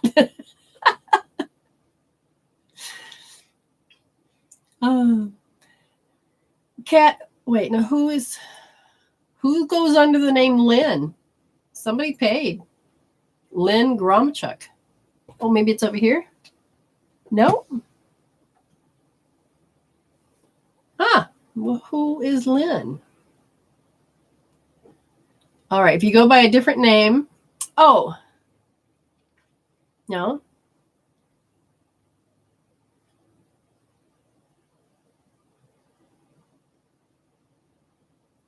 So again, who is Lynn Gramachuk? Identify who you are, that you sent me money. And then we need to make sure that Sharon Gordon. Why is this so? Oh, Kat, that's Kay. All right, Kathy Garcia. Sorry. I got it. Okay, we're going to go 7 minutes. And let me see. You said hi. Da, da, da, da. Is there anything specific that you wanted? Oh, see, no, that's it. I didn't even see that one. It moves so darn quick on my screen. It sucks when it does that. Anything particular, Miss Kathy? All right, I'll look up. You type me what it is. I'm going to start. Spirit, time, and space. What do you want? Trying to find your place. What are you going at? 7 years old? You didn't know your place. You didn't know your place. So then you became a very indecisive person, and then your happy-go-lucky self where did it go? Because they're saying that who did the rejection? Somebody did? You did? You rejected what? Yourself? No, what did you reject? Something good. Oh. You rejected something good. What do you mean by that? You rejected being carefree because you didn't like how other people were doing it. Based on what you heard somebody say, which you said, they said that carefree living is wrong. It's like, how dare you become a hippie? That's just wrong. You can't do that. You know what I mean? Or if, let's say, you didn't, if you're gay or whatever you want to call it, but the point is that you can't be that. I'm trying to show you the dramaticness of this is that I can't really let myself be that because the people I love would say that's not correctly right. It's wrong. I mean, it's a very old 7-year-old has thought it, took it in, and kind of directed her life that the happy-go-lucky must disappear. Okay, does that make sense? Oh, God, my stomach's trying to do a roller coaster all of a sudden. But it's not making my head weird because normally those do. So you may feel lost, but okay, where? What? Panic. Oh, that's what the roller coaster thingy is? Since when? 7? Oh, God, that's an awful long time to have this. Yes, well, I agree. Okay, so the vibration in the inside is low. No, you're trying to keep it high. Wait a minute. What are you trying to tell me? So you dampened your spirit. Your spirit was dampened based on, I can't really be something I like, but you don't want to tell anybody. Does that in part make sense? Because it's just a habit. Well, of course it's going to be a habit. That's a heck of a long time to so your child self couldn't cope, handle, the deal with what a person was doing, acting, and being, which then literally caused you to second guess yourself, dampen your spirit to, I really feel like, the energy is pushing me to be very separate and back. It's like energy's here and it pulls it out. It pulls it way back. Does that make sense? Makes you feel deficient. Would you say the word lost? She says the word lost, but the word that they really are saying is that you became irrelevant. You became irrelevant. Did you make yourself irrelevant? You pulled yourself out of the concern because you didn't want people to aim their shit at you. Their issues, their shit, their stories. And because you identified with these people they didn't like, there's a part of you that didn't want that to happen to you. Does this make sense? Okay. And so again, that energy becomes very deficient. But the fire in your belly that you need to be something more is that push that says awake and move. Well, the problem is that this 7-year-old thing just kind of pushes. So I would tell you to begin to how you know it. If you're looking and saying, oh, it was my parents that said it. Now, we're not blaming. We're just looking at how you looking at it.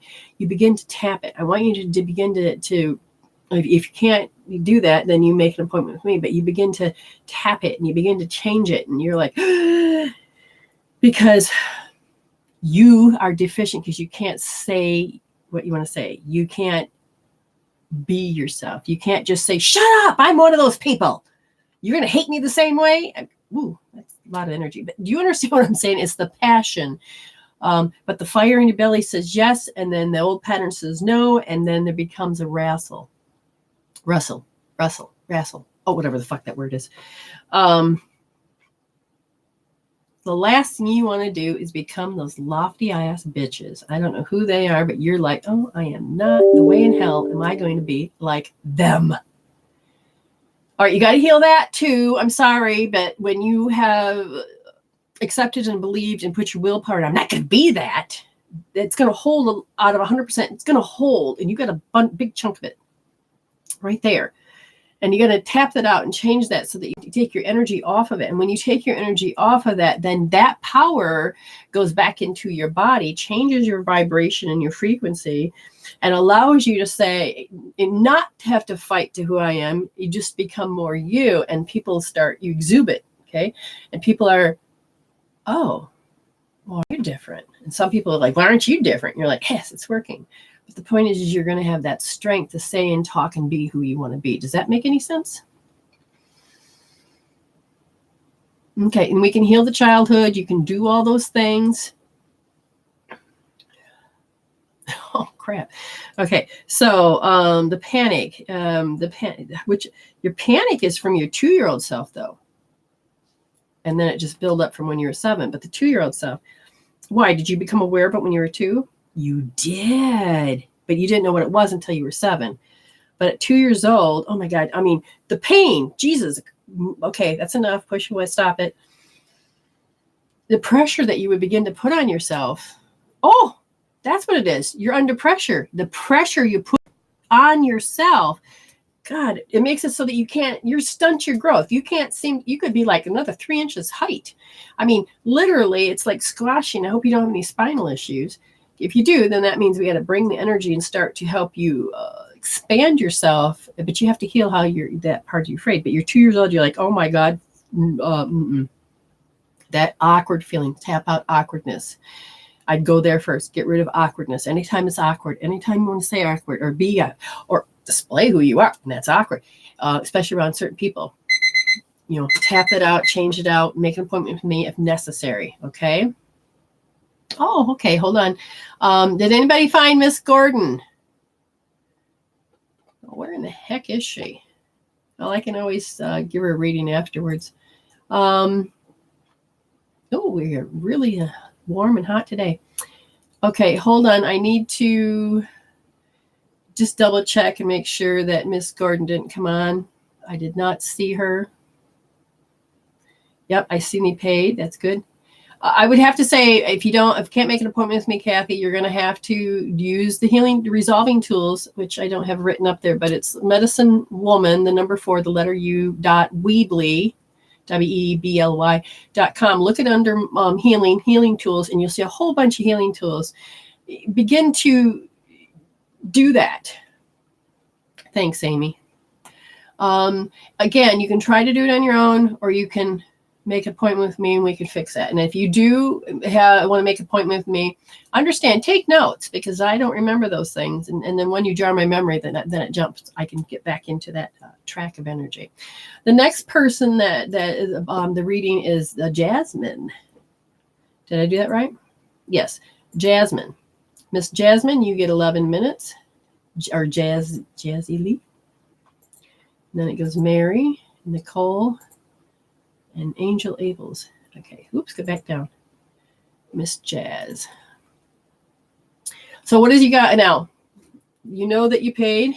Kind of, tell me get ready to tell me what you want to talk about. So Jazz, what do you want to talk about? You're welcome, Kathy. I appreciate you honoring me and that you got a nice reading. Yes, sweetheart. Yes, Jazz. Anything particular? Oh, there goes my timer. Jeez. Do that again.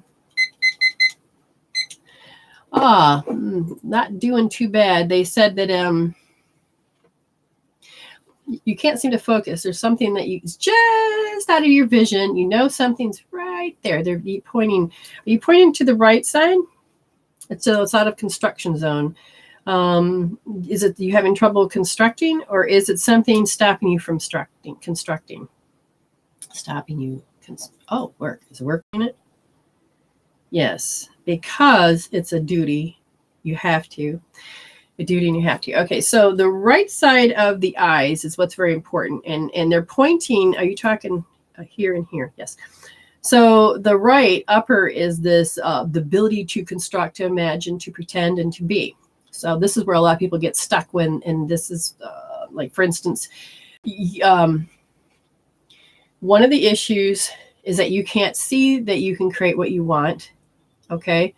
Because right here is where you think you have to be. And so you reconstruct what people are going to think. It's not a memory as much as, oh, this is, you run to the end of your timeline. This is the way you know it. This is the way it's always going to be. So then you're mulling that over, but you're reconstructing it, and you're in, because it's on the right side, you're keeping that hell alive. Your heaven on earth becomes a hell. It keeps it alive. So notice how you're thinking about something, because this literally stops you from creating your joy and what you want. Auditory part of constructing is that you imagine sounds. Imagine what people sound like. Imagine, and this is where self-conscious really becomes an issue. Because if you imagine what somebody's going to say based on what you're doing, then again, this will affect the law of attraction if it's on the right side. Okay?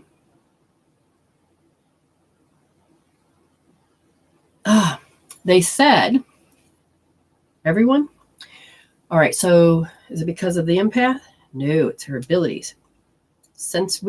No, just her ability. Okay, so one of your abilities, which you're going to have to do something about. I'm not sure exactly. I'll just tell you what it is first. That the block that is broadcast messages. Everybody has energy that comes off them. Okay, but when it's a broadcast message, this means it is set with a certain tone, musical note, and it will stay that same tone. It's like, fuck off. That energy is a broadcast message. But let's say you said it and did it, not you, but other people have done it. And maybe that's just their thing. Every time they go to the bar, that's what their thing. Well, if that thing will actually affect everybody in your space, including the dogs and everything else. You don't know it's there, but it affects everything. And it can interfere with every manifestation you try to do. In this case, you go to work, you go in situations, you feel everybody's broadcast message, and it's all different. Literally, you can't help, that makes more sense. You can't help but construct what you imagined you hear, because you got to learn how to bring it through the channel and use your inner sensory system to allow you to understand, oh, that's a broadcast message.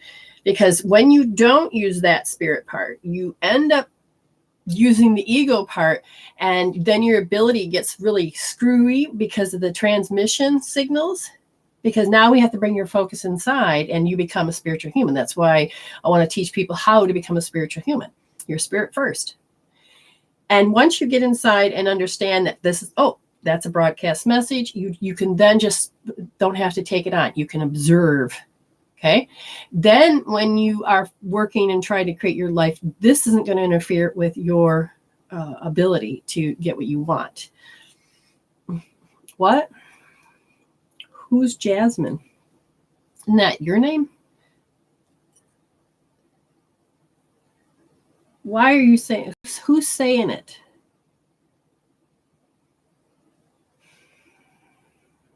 Okay. Somebody that, are you, okay, so you're dead. You're on the other side. You're young. So did you know somebody that died young? Or was it you that was young and then they died? Both? Okay. Well, I don't know if she's going to know you. That's why you've come to me. Okay. Well, what is it that you want Jasmine to know? It's very soft and subtle. Picture this. Okay, we'll play. Picture this. We're out on the back porch and we're having fun. Was that a frisbee? Anyways, the playful nature of things.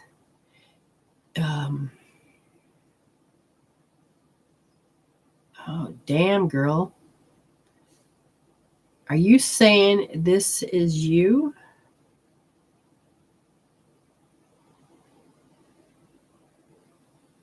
When did you do that?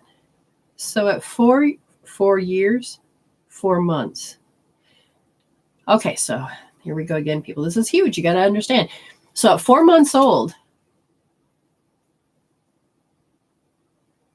you felt you could not be happy and joyful. What did you do to that part of yourself? You panicked when something happened in the environment. Does this have to do with your abilities? No? Okay. Something happened into the environment. And you were so scared of what had happened that that part of you just shut off. Oh, so you need to wake up. I mean, literally, I feel like I got a scar here. You need to literally wake that part of yourself up. It needs to breathe again. Oh my God, yes, it does. Is that the part you've been trying to wake up? Okay, so does this piece need to be called home? No. So it's not a lost part as much as it hid itself. So can we allow yourself to unhide yourself? Yes. Do you need to heal anything specific? No. Do you need to clear out any pictures? No. You just need to be reunited with yourself. So a good old meditation would be a good one but there's a fear that you won't recognize yourself and therefore you think it'll be an evil spirit. Okay, hold on.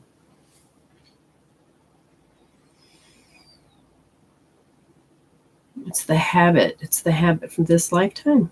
Genetics, soul, past. Okay, so it's a habit from your past lives. How is this a habit? To have the ego invalidate your ability. So you keep trying to. So your ego invalidates your ability. You literally don't. So you put this blocker in. How many lifetimes you've been doing this? 4. Do you not know how to shut that off? Oh, okay. So give me more construction of it. They said the best way to dismantle this, and it'll take layers, is how define the word irrelevant. You will have to see how every situation you've done that you either made yourself irrelevant or somebody has made you irrelevant. But the point is it's how you know it. Okay, it's the word in the know it. And they said that the problem is if you know it, then it's more than just an identity and a habit, but you literally need to change that.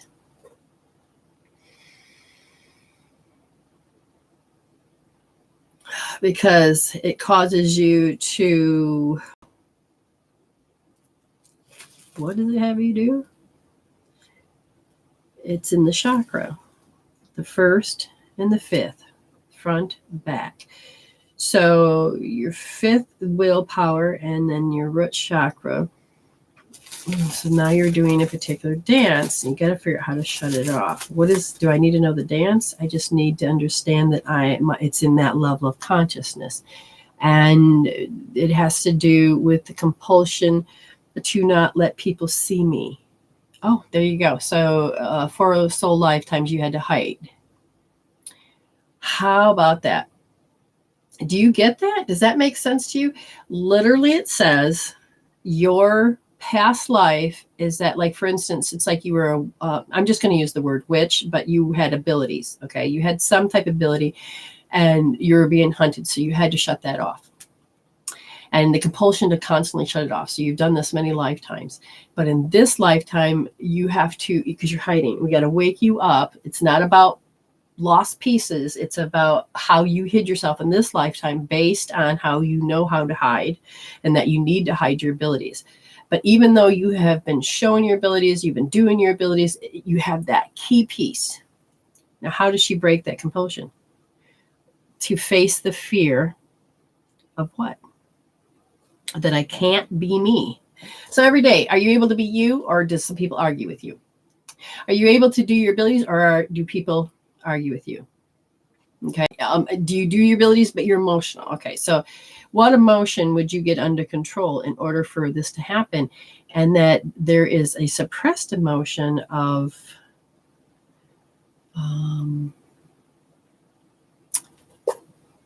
the reason you had to hide, because the lofty energy. So, me and you, but if you were having a past life and lofty energy of people coming after you, okay, then what that is. So how it could show up in this life is that you've got people that are always saying, no, no, no. And you're like, shut up. So the emotion of how you know what lofty energy is, since we worked before, Jazz, you can hold L2S. And notice how you have to live their way, or you can't be you, or it's lofty energy. But look at that knowing, start to break that down. And then hopefully you'll start to rise to the surface and not be hit anymore. Does that make sense? Did Sharon ever show up? Because otherwise I'll take Sonia, which is Sonia Biz, which is Marie. Did Miss Gordon ever show up? I don't see her. That's okay. So we're going to take Sonia Biz. Oh, I forgot to see how much you asked. You did 11 also. Wonderful. Sonia. Over here? No. Over here. Okay, so I'll get a hold of Miss Sharon after the show. Oh, there you are, sweetheart. Marie. Yes, I remember who you are. I'm having a throat issue. I don't know if it's a chakra issue. Do you remember? Oh, you worked with me before in I remember my ungrounding, easily concerned. Yes. Yes. Okay. Gotcha.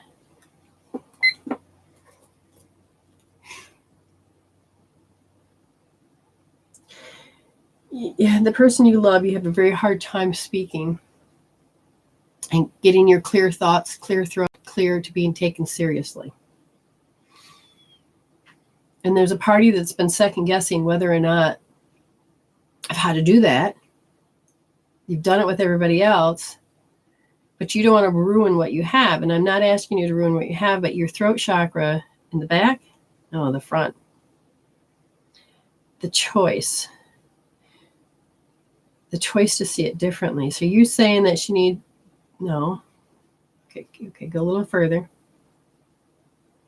You're moving your ego self into your higher self, and you can't get quite into your higher self because your ego is stuck on how annoyed you get. And you can't speak clearly. And this has been a tremendous amount of habit. Because there's a part of you that automatically knows that it's coming, that this is who they are, this is their behavior, that your body goes, jumped. So I'm just going to double check. Are you in your body? No, you're not. Okay, sweetheart, remember how magnet, your hand, let's put you back in there. You've jumped. Ready? Ooh. All right. Oh, wait, what? What do you want removed first? One, somebody else's? No, yours.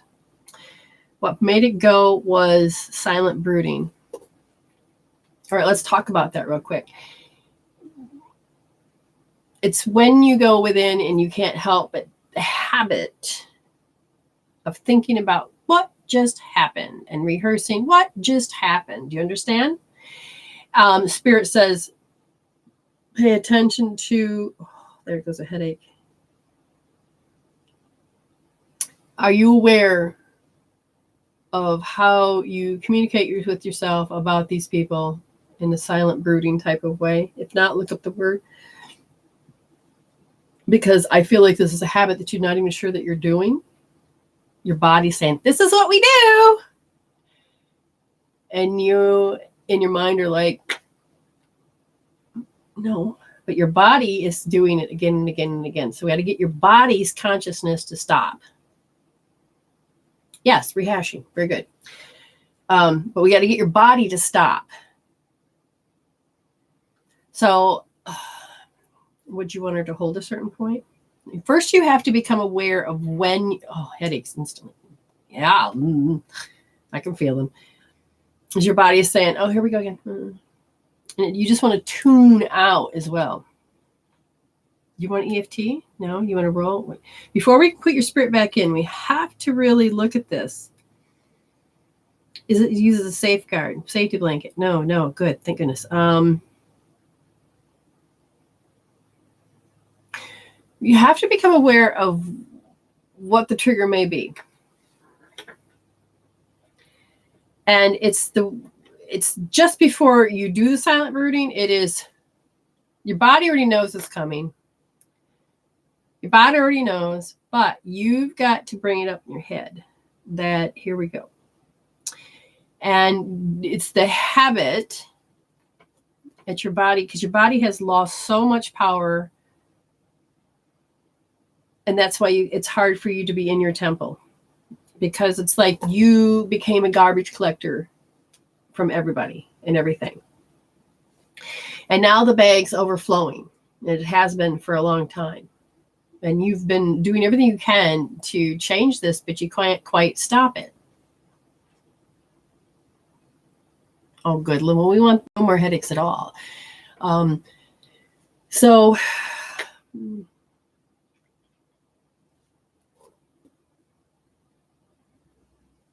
the etheric part of our body.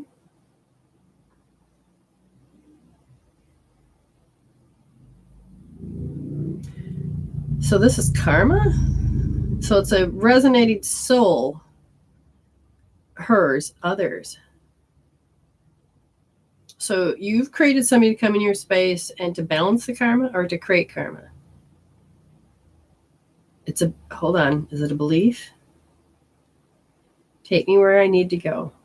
What are you saying?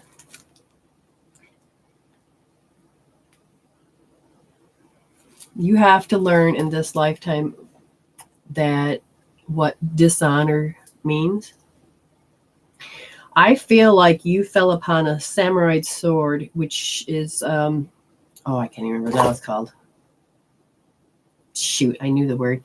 It's when you feel like you've dishonored, and you take and you go right into the solar plex and you kill yourself. I feel like that's the karma. That particular part of your soul is that doing its repeat. You understand? From that lifetime. And the story is right before you ended. It's right after you ended that you didn't feel like you did enough. Yeah, that's it. You didn't do enough. And so you're still blaming yourself? Oh, so you haven't learned that. Okay, not this lifetime. Okay, so if we go back and we look at this lifetime, it's literally shown me how it feels like it's got to. So when people do this to you and these headaches, this is you're constantly sticking that sword in because you feel like you have to. No, it's like you're reliving that moment of death. Oh, wait, you're doing a death recall? Oh, well, why didn't you say so? It's not a Scandus. No, it's a death recall.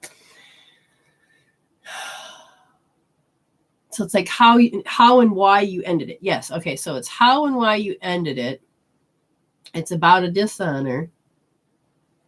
So you're constantly paying again and again and again here because you didn't get it resolved. And so take me back. Do we have to do it before? Or it's the moment of. And the moment of how and why had a lot to do with panic that I don't want to live through others. Oh my God. Marie, listen to this. A panic that I don't want to live through others. And if you're in that lifetime knowing, because dishonoring your family, it means you always have to live through everything they tell you. And you're like, I don't want to do that anymore. So you knew you dishonored, so you stabbed yourself. Now you're forced into a position in this lifetime that you kind of have no choice, but put in the position where you have to constantly get help. And you still have to live through others to some degree.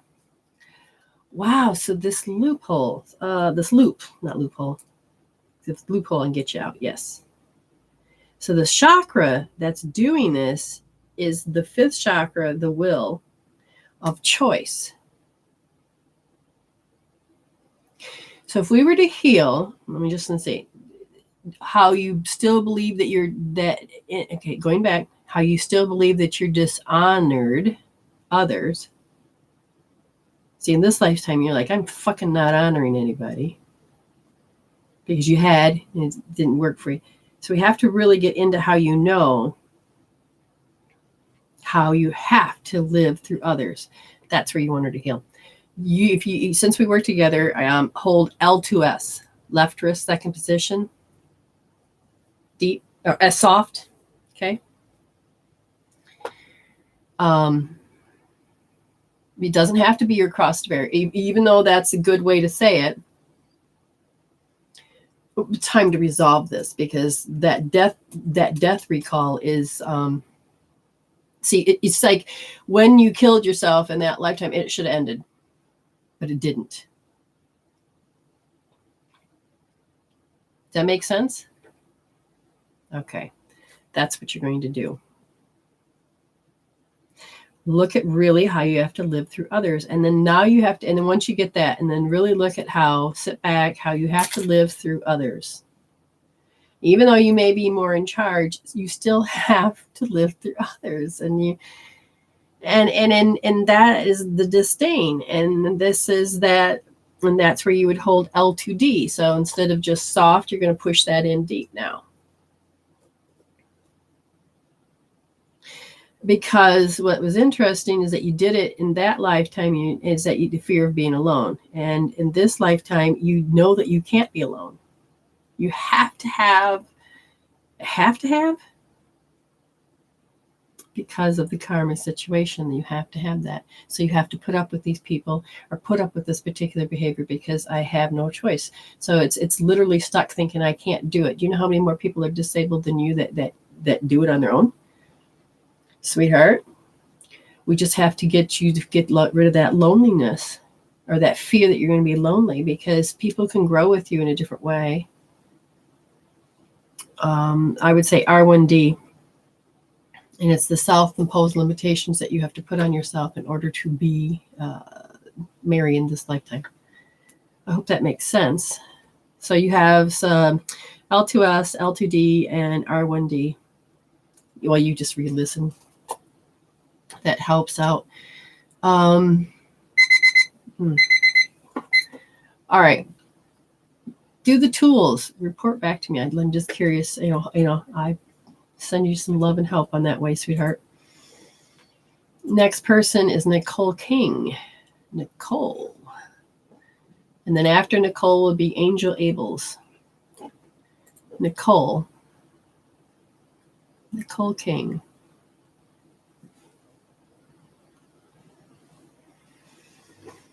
Nicole King.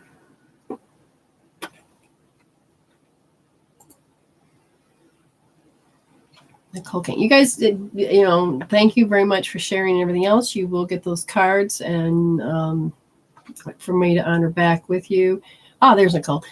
Oh, okay. My girlfriend broke up with me a couple weeks ago unexpectedly, and I have been having a hard time cutting cords. Okay, been told she was twin flame, would love guidance. Gotcha.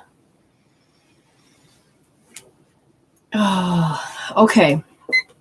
Nicole. And you wanted this to end and you want to change this because I'm going to tell you, instead of cutting cords, because of the fact that we have everything is set up with, I say this word, the entanglement cords. We have to understand that we have to take it out by the roots. Now, is this person a twin flame? It's believed to be. Okay, the one thing that they're going to have to help you understand is that a twin flame is the other half of you when you're ready to actually start to evolve without having to recycle back. And once you've done enough of that evolutionary process with them, then you can stop recycling back. But as you come together, and if there are things that are unresolved, that means you came together, began that next phase, and then this has to go out and then come back again. In this case, you can find this on my webpage, and if you can't do it, then you make an appointment with me, but it's called cord switching. This cord switching is very important because once you take out all of them off of you and you take your power back off of them, then you reestablish a new entanglement cord, which allows you to advance further in this lifetime. And then when you come back into the next lifetime, you can reestablish in a different way. If you heal your shit of why there was any negativity, disturbances, or anything like that, then you get to advance. And if this is your twin flame, then that energy would lob there, and then they can begin to heal into advanced. So that is one of the things I would definitely tell you. Now, even if they're not your twin flame, still doing the cord switching makes an incredible difference, because if there's unhealthy cords, then I would roll it out. But in this case, if it's definitely something that... and this feels like it's not about cutting cords as much as it's about a particular emotion, is that it ended with that you were invalidated. Does that make any sense? I didn't think you wanted to end, but can that make any sense, though? Because if there was an invalidation, you didn't get to say your piece. You didn't get to do the justice. It's like slap in the face, and you're like, it's like a bad car accident. It's like, what the fuck just happened? But the hard part is because they're showing me that this was done and it was hard for you to accept. Now, some people have to move on and do their thing. So the person that gets sideswiped, like with my ex, he was told, we've talked, but he could never get it. And I could not. I was dying. I was drowning. I couldn't do it anymore.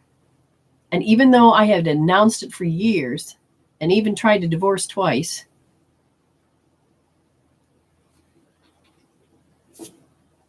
you have to understand, what is it that you can't see? It's not that only that you didn't want it to end. What is it that you didn't see is what they want you to look at, so you don't take it into the next relationship. And they're saying that it's the story. A part of being who you are, you were meant to...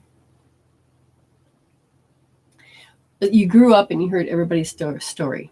Now, we have a story, but it doesn't have to own us. The story makes us, but if we resolve the emotions, then you get the wisdom to move on. So when you're talking about age, 1 year old, you witnessed how the power play in the family was. And so it was kind of expected. This is what humans do. This is how they act. This is what it is.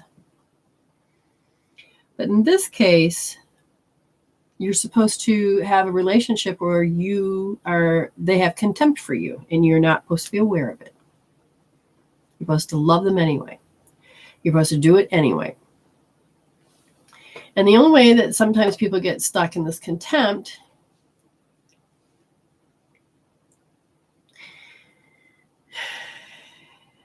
chakra, your seventh chakra is closed. Oh, is it because of the heartbreak? So one of the petals in there, the vortex is in there. Can't hear spirit. So a lot of times people have trouble bringing in their inspiration through the yang, or in the yin energy, I should say. And as the inspiration comes in, this is that spirit part. I feel like one of your petals is clogged, lack for better words, clogged. Oh,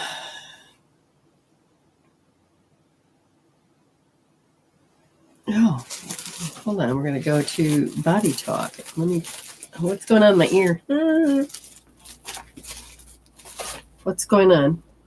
Energies. Energies in your arm to reach out are numb. What are you referring to? You're referring to, do you do worst case scenarios?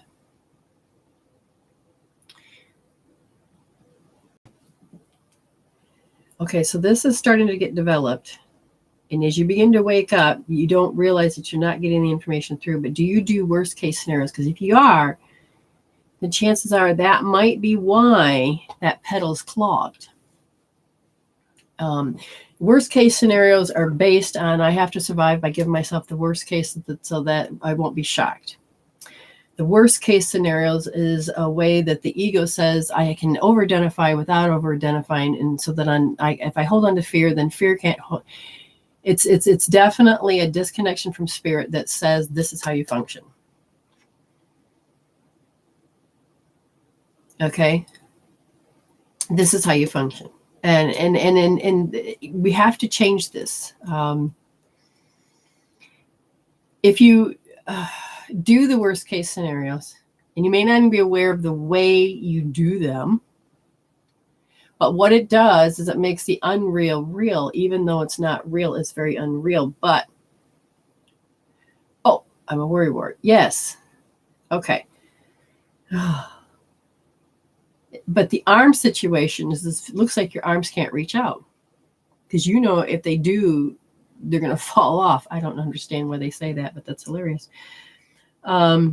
It's like, oh, okay. So like if you got pregnant, why get excited about the baby? Because it could die, or it may not come to terms, or if it does, and then it dies before it's born, or it's like, it's like there's a party that doesn't really want to fully connect with the embrace the moment, because it is such a great loss that you're going to lose something that you're so happy and enjoyed for, that you don't allow yourself to be enjoyed and happy for it. So instead of the journey, you wait, you kind of like hold your breath throughout your whole journey, and then you try to breathe when that particular part of the journey is over. You understand life is the journey. There's only now. But you're doing a lot of holding your breath, man, and waiting for that outcome. And that means you're telling spirit, fuck off, I don't trust you. You're not there for me. For whatever reason, we would have to look at why you hear it says it's because you watched everybody else do it.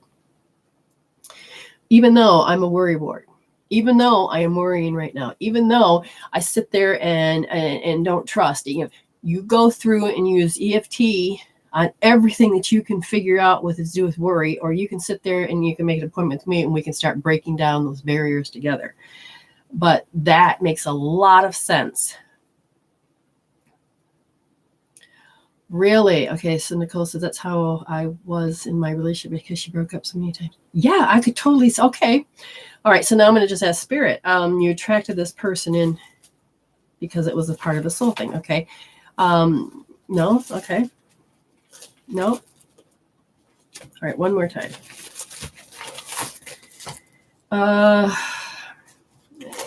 You attracted this person in because you needed to feel the one thing you didn't want to feel, and that was worthless. You believe and understand worthless. Oh, lots of childhood trauma. Well, okay, right there. Each one of those need to be dismantled because somehow they're hooked it into worthless. And so you have to keep creating that space out there to repeat itself. And we have to interrupt that program. We got to literally stop that program because that program, it does not need to be anymore. Does that make any sense? Excuse me. Yes. Using healing tools. Yes. Energy. See, even if you meditate, you're not going to get connected to that. You have to break that habit. Yeah, because it's not just okay. is it just clock? No, because even if we were to do the open up the chakras, yeah, see right there, you're like, no, it's like, you can't open that chakra because you have to work on that. I have worked on forgiveness. That's good, but you understand that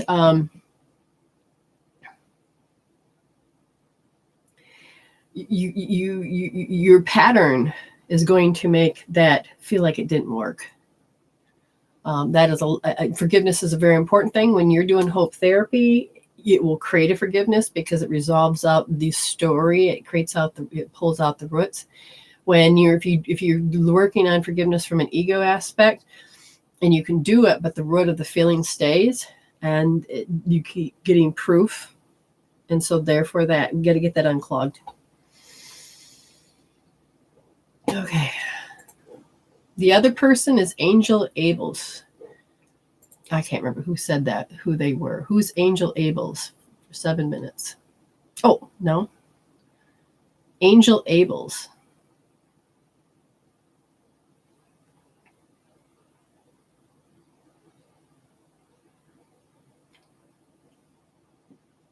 Is that you, Delinda? Who's that? No, there's nothing in the message board. So I can't really tell you who that is. Oh, Sean. Is that you, Sean Jordan, Angel Abels?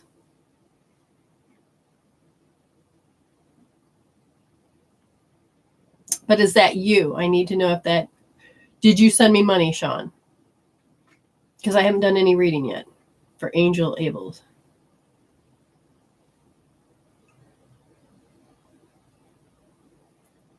Okay, so... Oh, there you are.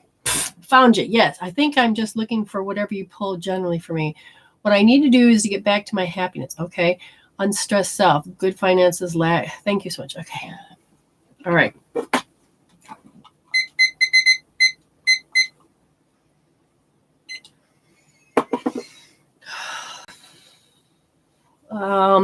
Somebody on the side says you do a lot of damage control.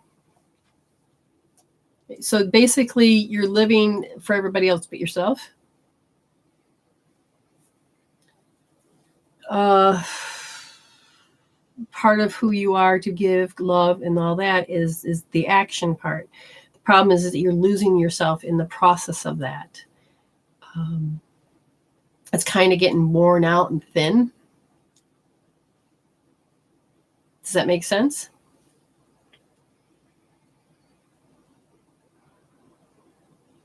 Oh, wow. What's that? As I'm trying to look at your future, it's like, for instance, if you were trying to look at your future, okay, this whole part like squeezes and pinches. It's like you're being forced. No, it's like a device on your head. Is there a theory going? No. Self-lipo. It's expected of you.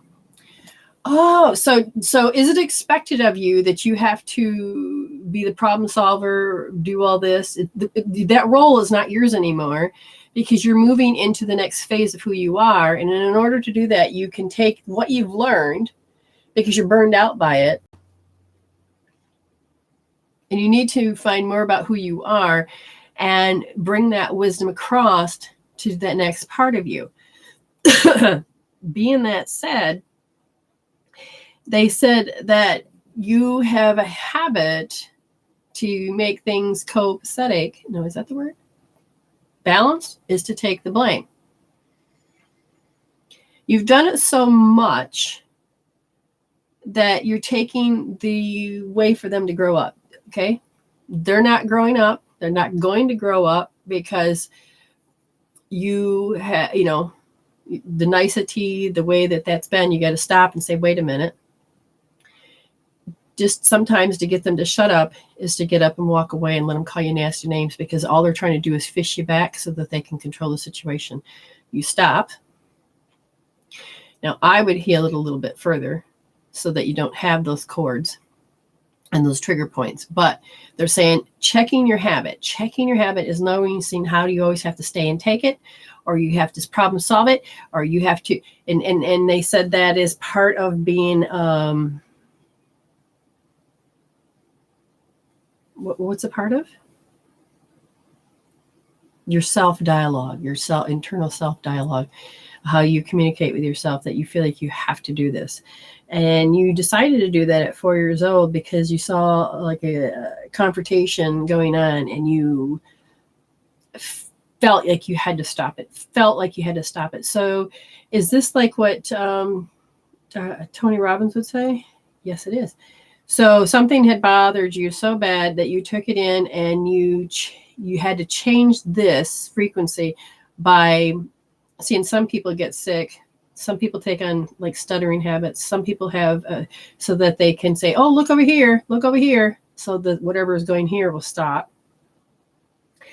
The problem is that you're tired of the energy being directed to you and that you can't take care of it over here. Does this make sense? And you can't help but pull yourself back in because you must be around a narcissist or something, because they know how to shame, guilt, control, know exactly what words are going to make you hurt and piss you off and pull you back in. And those trigger pains, those emotions. And they said the biggest one that you need to do is that you need to heal out their exertion of their power that controls you.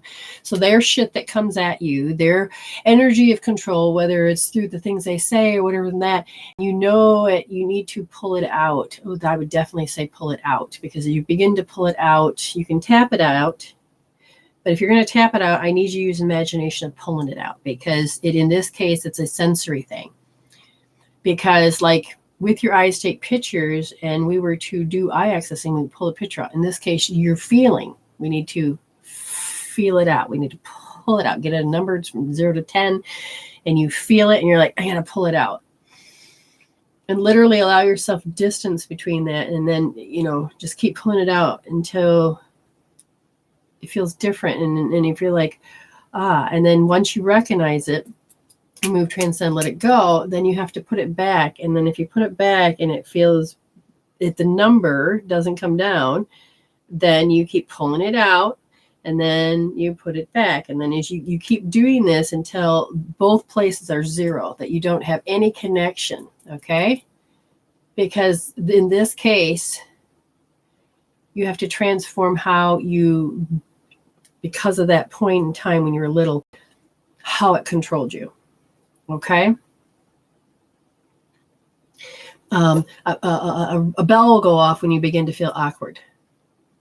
And then you go into automatic response and start doing it. So go in, even though I feel awkward when somebody said this, did this, I feel awkward going to the house, I would feel awkward around this color.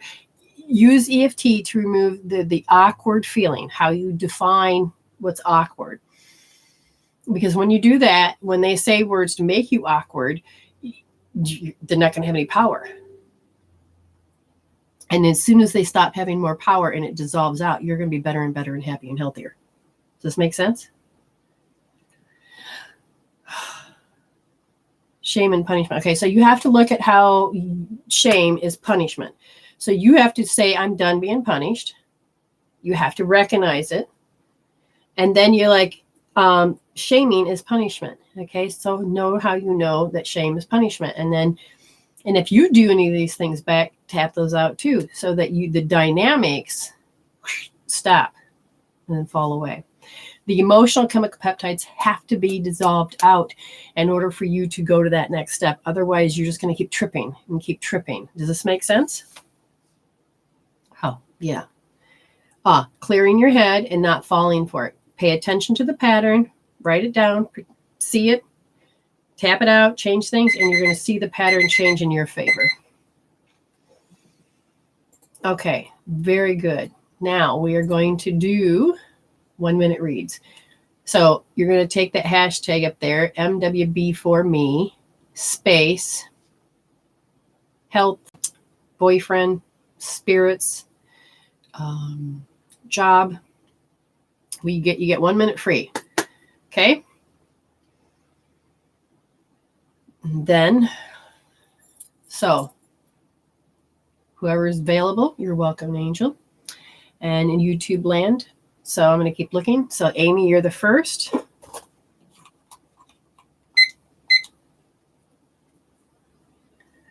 Love, life, and future. Okay, so, well, in order to have a love life, you're going to have to get rid of your ego. Your ego keeps tripping you up, and it's like you have to judge and you have to do this. You literally need to begin to see how your emotions and your thoughts interfere with how you want to create your future. It's like you have, okay, they stink, don't want them in my life. They love me, but yet they're abuser. You literally have to look at how ego, and you need to switch, become the spiritual human, and allow yourself to bring in that energy and begin to listen through spirit and not through ego when it comes to these things. So they said, but you don't want to because you panic, you panic. And so then panic controls you. So heal that out as well.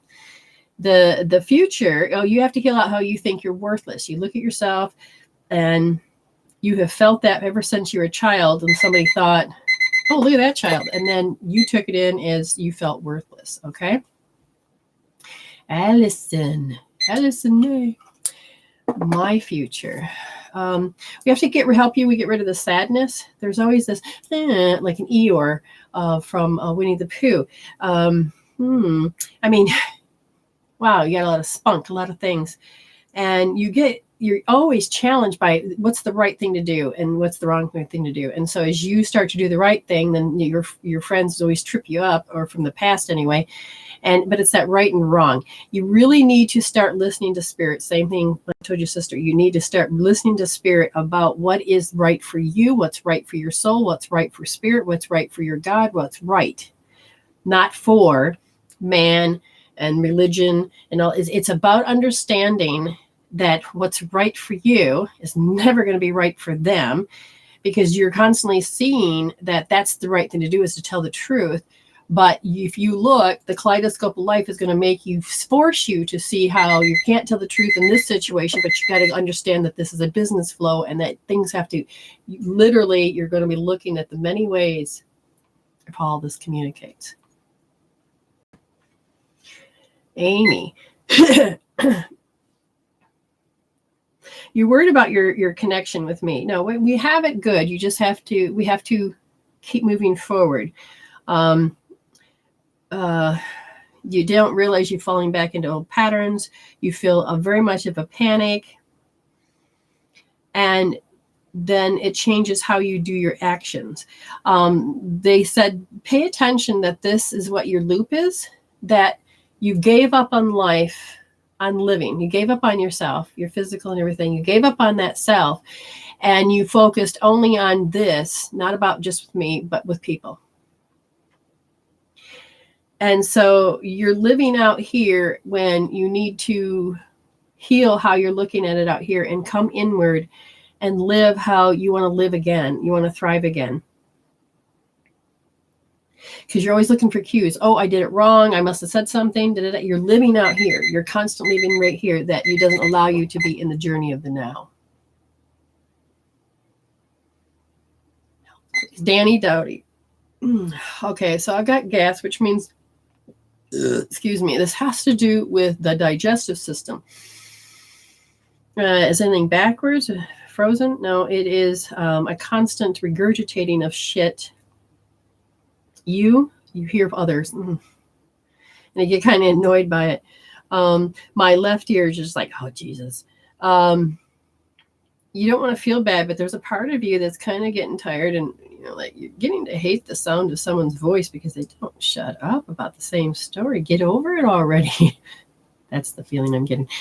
And it does affect the health because it's draining you. Like I said, it's like the energy of vampires. There's a part of you. With that, I would just say here's your issue. Oh, use EFT, because they're saying that the large intestine, that it's not allowing this natural cooperation. It is about how you have to show up. And so it affects. So I'm going to tell you the best thing for that, besides heal those emotions, is this point right here. It's where the two bones meet. Rub here and rub here. Okay, both sides. And then start putting energy. This is a source point, goes right to the large intestine, and then it will go into the meridian. Now, do you know what the seam of your pants are on the outside of your jeans? Start at the hip, well, a little lower than the hip, then go down to your knee. Rub the middle, that's your large intestinal lymphatics. Rub those down, please.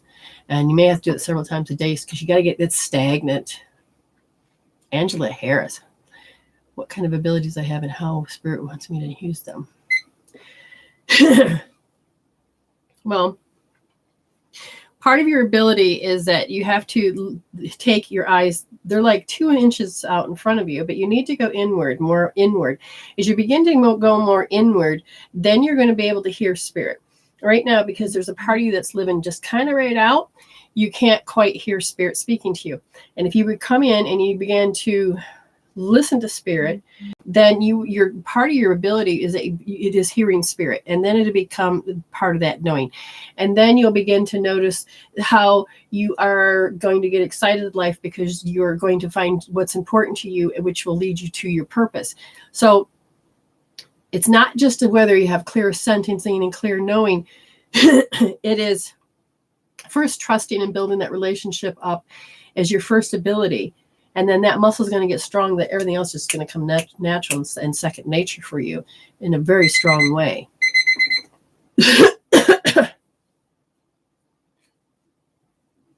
Okay, Amy, I just did you. Delinda.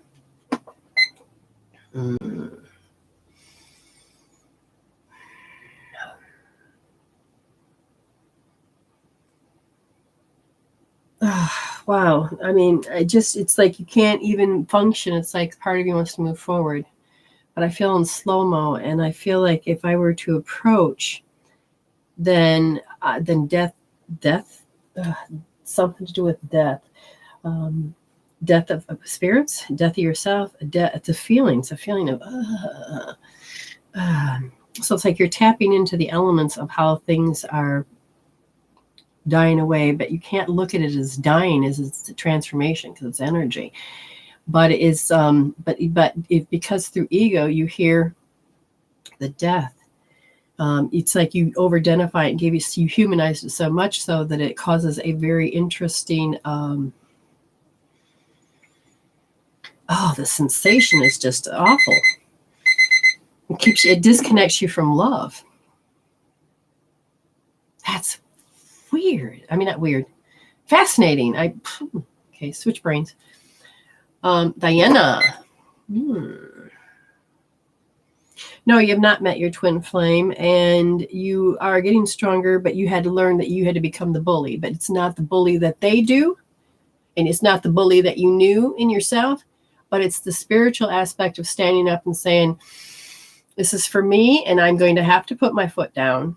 And if I have to talk the way you need me to talk, I'll do so. But otherwise, spiritually speaking, this is what I'm doing. The interaction with the environment, you're starting to notice that you were so depressed in every situation. But when you go out in nature, of course, that feels like your home. And they said that the bell that's ringing, you got a bell ringing, it popped up. Okay. Failure. So we're just going to say bell failure. So you'll do this, bell failure, bell failure. Bell failure, bell failure. Woo.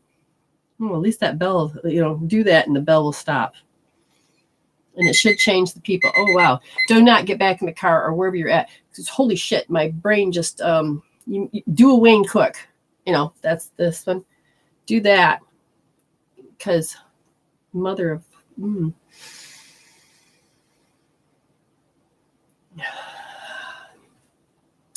bees seeking wisdom. The abilities, opening and not progressing. Yes. Yourself is in the way. Your inherited nature of what? Depression? Of habits. The habits of self, getting caught up in the world's consciousness. And one of the things that interferes is your ability to trust. And so you have this distrust. And so when it comes to actual spiritual ability, you have this distrust that comes in because it's inherited. And you have to, and in this case, it's not just something that you roll out. It's something that you just have to look at and you're like, oh, I am distrusting there. Oh, I can see how they distrust. And it's about flipping the script, flipping the switch, and allowing yourself to tune in that I can make a different choice. Pilly. Have you stopped and smelled the flowers? It's not roses. I see daisies. But then I also see a purple. I don't know what that is. But the whole point of that is that you're stopping and allowing yourself to indulge in yourself. For the first time, you didn't die. Woohoo! But you stopped and you allowed yourself to realize it has nothing to do with these people out here at all. If you love something, let it live. And you're like allowing yourself to see beauty that isn't about what ego says is vain. You're literally going, oh my God, look how God constructed this color, or the beauty of the sky, or the softness of the petals, or the design. You're waking up to this particular part of yourself. And you're getting to see a different frequency and vibrations, which means the color should be more intense. The smell should be much stronger. Other people are not going to know them. You're not going to be able to have the words really to describe them. And you're trying to say, see, look what I'm looking at. They're not going to get it until they hit that stage. But you're supposed to soak it in and allow it, make you free from all of that bullshit. Mm-hmm. Sophie. Did she hit her head?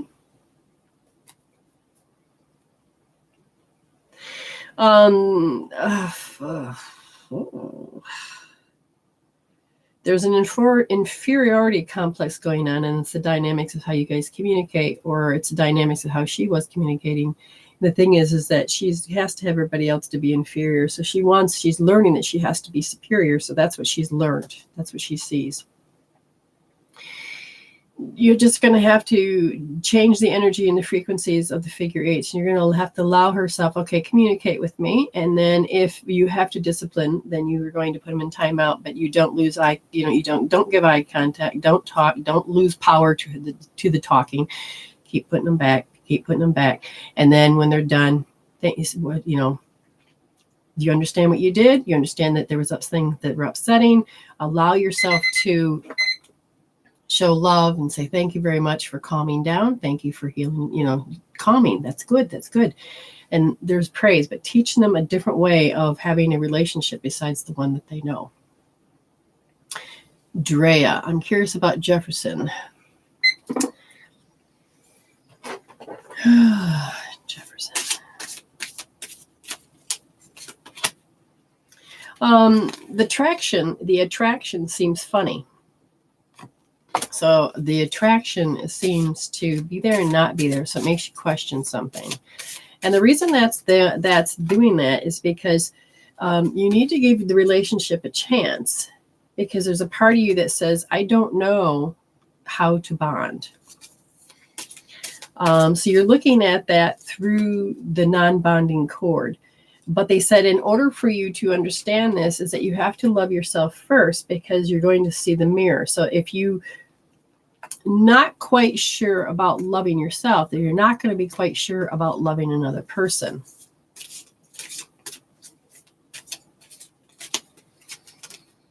Passion. You're kind of afraid of a passion to some degree, because again, this cord thing is going to be new for you. Okay. And so you're going to be some of the, until you can heal the specific thing, you're going to have an interesting dynamics, because it's all going to be about learning and rebalancing yourself. Michelle Kendall.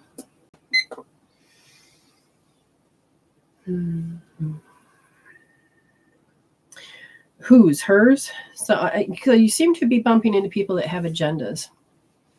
They have agenda to do things. It's not that they have a hidden agenda and they want you to do things. It is, everybody's got an agenda. There's always, it's like a schedule thing. And then other people's thoughts of their emotions and their stresses and all this, somehow you're absorbing it in. somehow it's absorbing it in, and it's affecting the second chakra down here. And the effects of it literally backs up on me, so I can't speak. So it's finding your place to speak, finding your place to where you need to be. They said that you have to find your own structure and not follow everybody's, because you get lost to who and where and what and where you are. Does that make sense?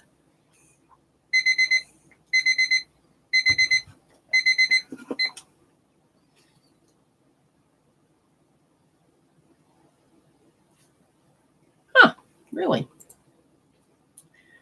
Okay.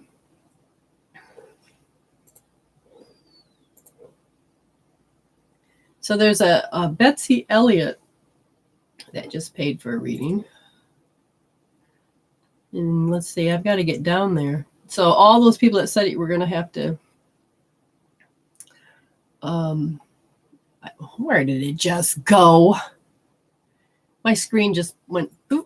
Okay, so, all right. Who did I just say paid me? Betsy.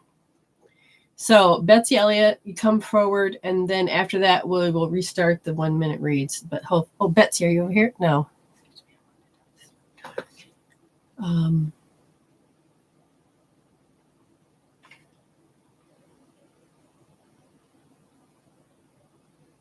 Who else did we do already?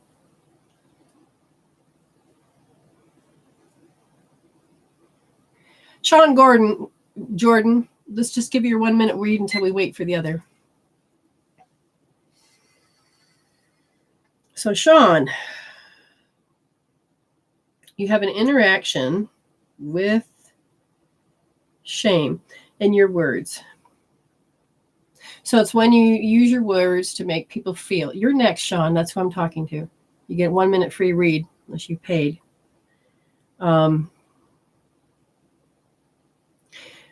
You have to be careful how you put words together, because by putting words together, you don't realize you're using shame as a way to communicate. And somehow it's coming back to bite you in the ass quicker. Karma's biting you, coming back in the ass quicker. They keep showing that over and over. So you're going to have to become very, very aware of how you're using shame to get your way. Shame to display how your disappointment is, because that if you're displaying your disappointment, people then have to do something for you. They're saying be aware, because karma is coming back to bite you in the ass with that. Have we lost the person that paid, Betsy? Who is Betsy? Somebody paid me, and I don't see any other instructions.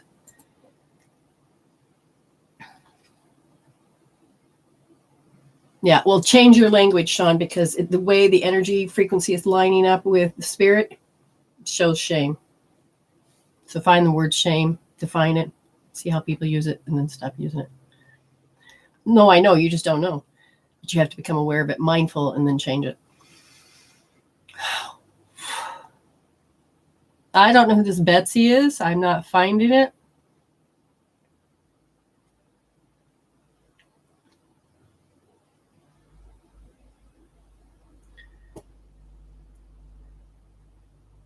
Well, Danny, I think, I did a reading for you. I don't know where Betsy went. That's fine. We're going to do a Beck Rosenfield, 1 minute. Beck Rosenfield. Self what? Self-empowerment. Okay. And?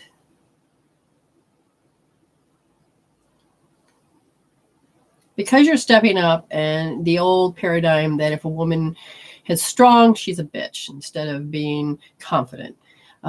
So this old paradigm is actually affecting about your empowerment, because as you begin to be empowerment, people think you're just being bad. There's the empowerment. It's not the power that I'm going to power of control. That has nothing to do with it. It is self-empowerment. Is connecting with that immaculate heart, your gut intuition into your higher self. And as you connect with those, then you are self-empowering by usually through enlightenment. At least that's what I teach. I show people how the enlightenment and they become self-empowered. That's what these readings are about.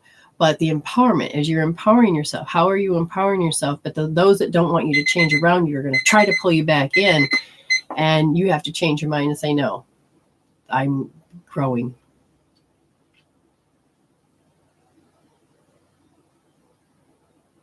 Now my screen did it again. I don't know who Betsy is. Anyway, Sarah, Rachel, you probably go by Rachel.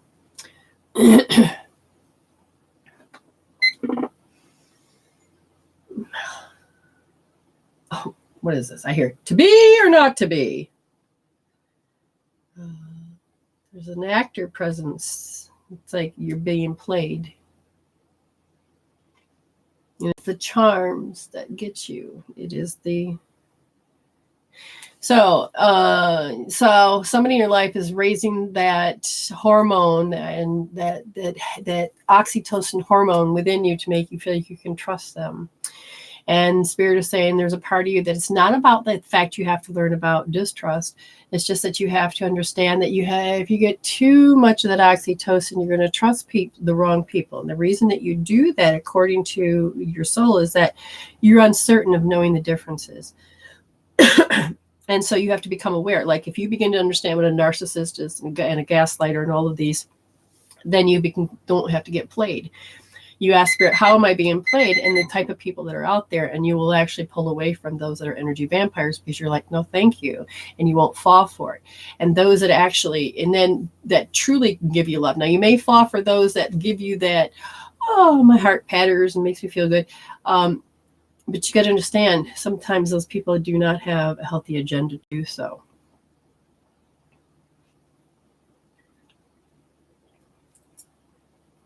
So Amy on Emberly,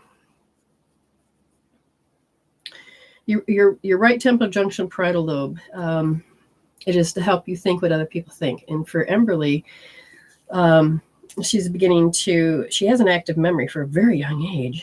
Really. So she just keeps going over and over about overwhelm. How my mother left.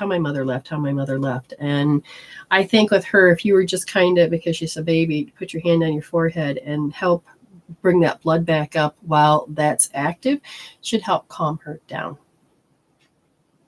Okay.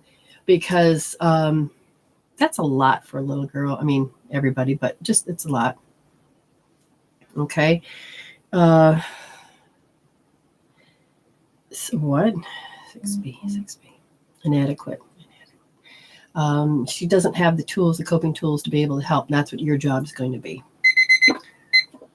Hey, Roldan, how you doing? It's yes. No one else around me sees the Mandela effect. What should I do? Because it's completely crazy. Well, yes, Mandela does effect happen, and you seem to be stuck between. Oh, I need to hit the timer. You're waking up and you're really realizing this, but you want everybody around you to see it too, but you're only meant to, I still feel like you're shocked by it and amazed by it, how cool it is. And are you supposed to be a speaker? No, I feel like you're stuck in between dimensions. You haven't decided which, so what is this? You attract people that demoralize you, and you have to heal how that is true. If you know that this is how people demoralize you, and then this, by talking and being who you are, you're going to keep attracting the same story. And I would definitely disconnect, which is, disrupt the pattern. That's what EFT is about. The emotion of this needs to change because it keeps coming back.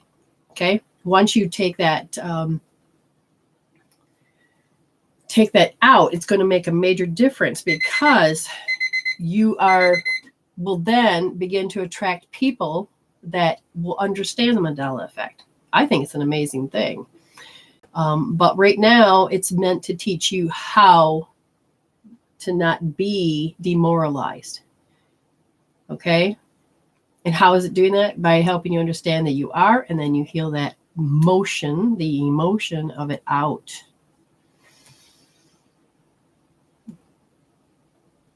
Nethany is my sister.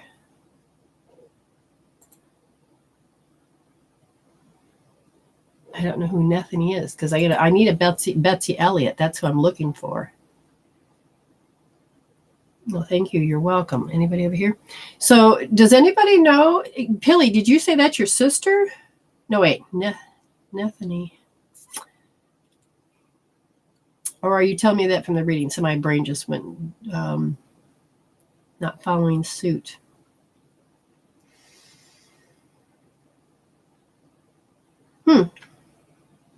How do I get a hold of a Betsy? Has anybody seen that name in here yet? Oh, okay. Nethany LC is my sister.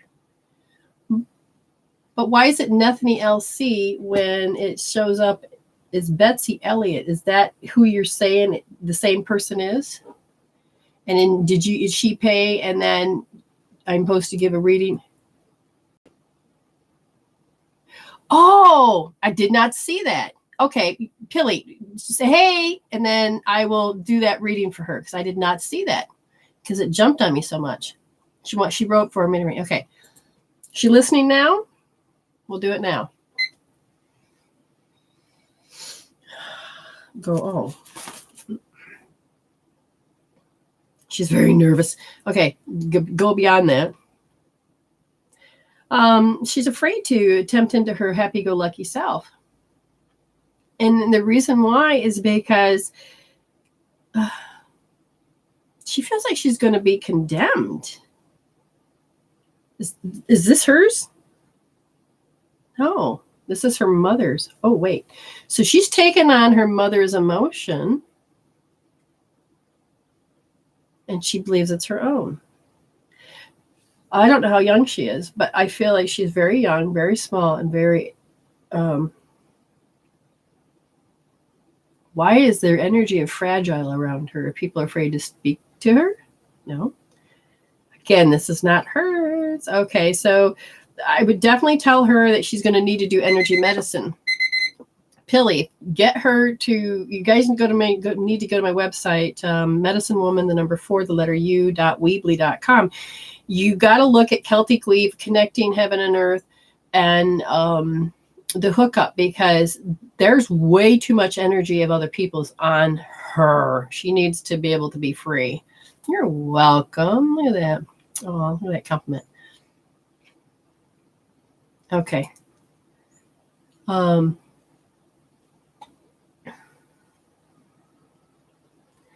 So yes, the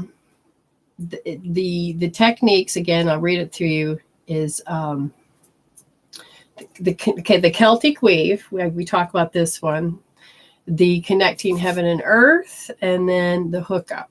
Okay, and you can find that again on the Medicine Woman, the number 4, the letter U .weebly WEBLY.com, and that will you look under healing tools, and you're going to find all the ones I talked about. Oh, you're welcome. You're welcome. I'll look through all the rest of those. Oh, Sherry Hunt. Yeah, that's that. Okay, that's the next one. Sherry. You got chakra choking. What? Second chakra. Did you have surgery or anything? Because the will, your second chakra, which is in the back, the will to do something, you gave your willpower away, and now you can only feel awkwardness. It's so the stomach area is, what is it? Stagnant. It's affecting your ovaries. So are you trying to have a child? There's a lot of energy that's broken there. Do you know? Shame and punishment of being apparently you got shame and punishment of being a female. That is really an interesting, wow. Okay, so I would definitely say EFT to get out the shame and punishment. And when you're doing it, you can think shame and punishment in my second chakra. Because it's it's old and stagnant, but like, for instance, if there was an operation, then you're cutting into that field, and then that would cause all the static I see. But then it went into the back, which means that it's like your will, you gave your will away. Anyway, the point is that the reading's over. Yes, Margaret Rogers. It's still live. What happened at 4? What are you talking about? You couldn't be a particular way of living because you're expected to behave a certain way. Now that you're older, what? You make others, you have this old pattern of that you hear. People make you feel like shit. Even if they're maybe not, you have the filter of what happened in the past that caused you not to be who you are. And so it's still there. So when somebody's trying to talk to you, then it has to go through, it sounds like their words make you feel like shit. So even if, and then that means whoever it was, go look back who made you feel like shit. And if you really look, that's who's standing in front of you, not the person that's actually talking. So your filter makes it sound like it comes from the past. I would use EFT to tap out how people make you feel like shit. Or that person. Tap out that person that made you feel like shit, because literally that filters in the way. Have I missed anybody?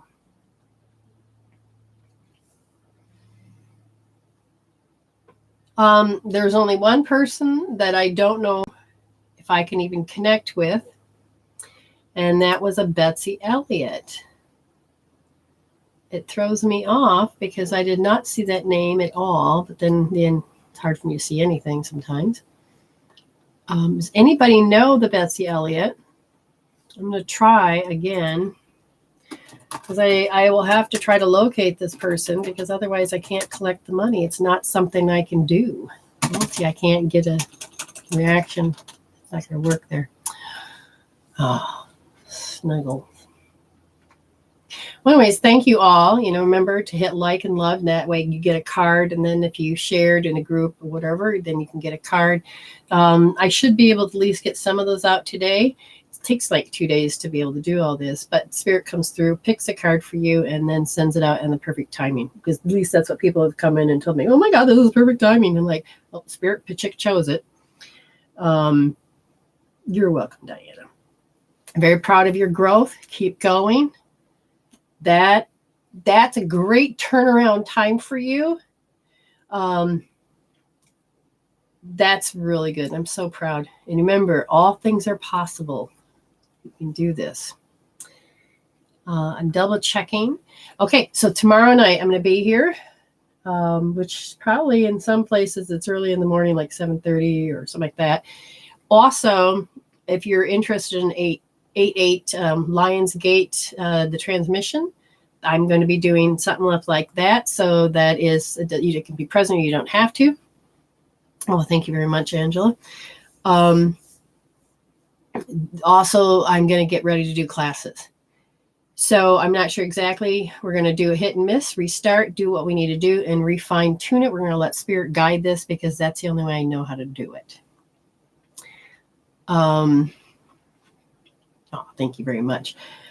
Amy, not yet. I have got to take care of this order that came in, and then I got to find this Betsy. So we are going to talk.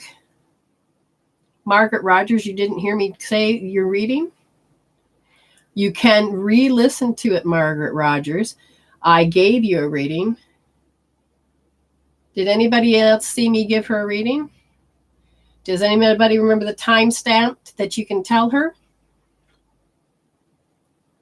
I know that you're one of the last, and see, my timer doesn't help me. So says 308. I'm assuming it was like right towards the end there.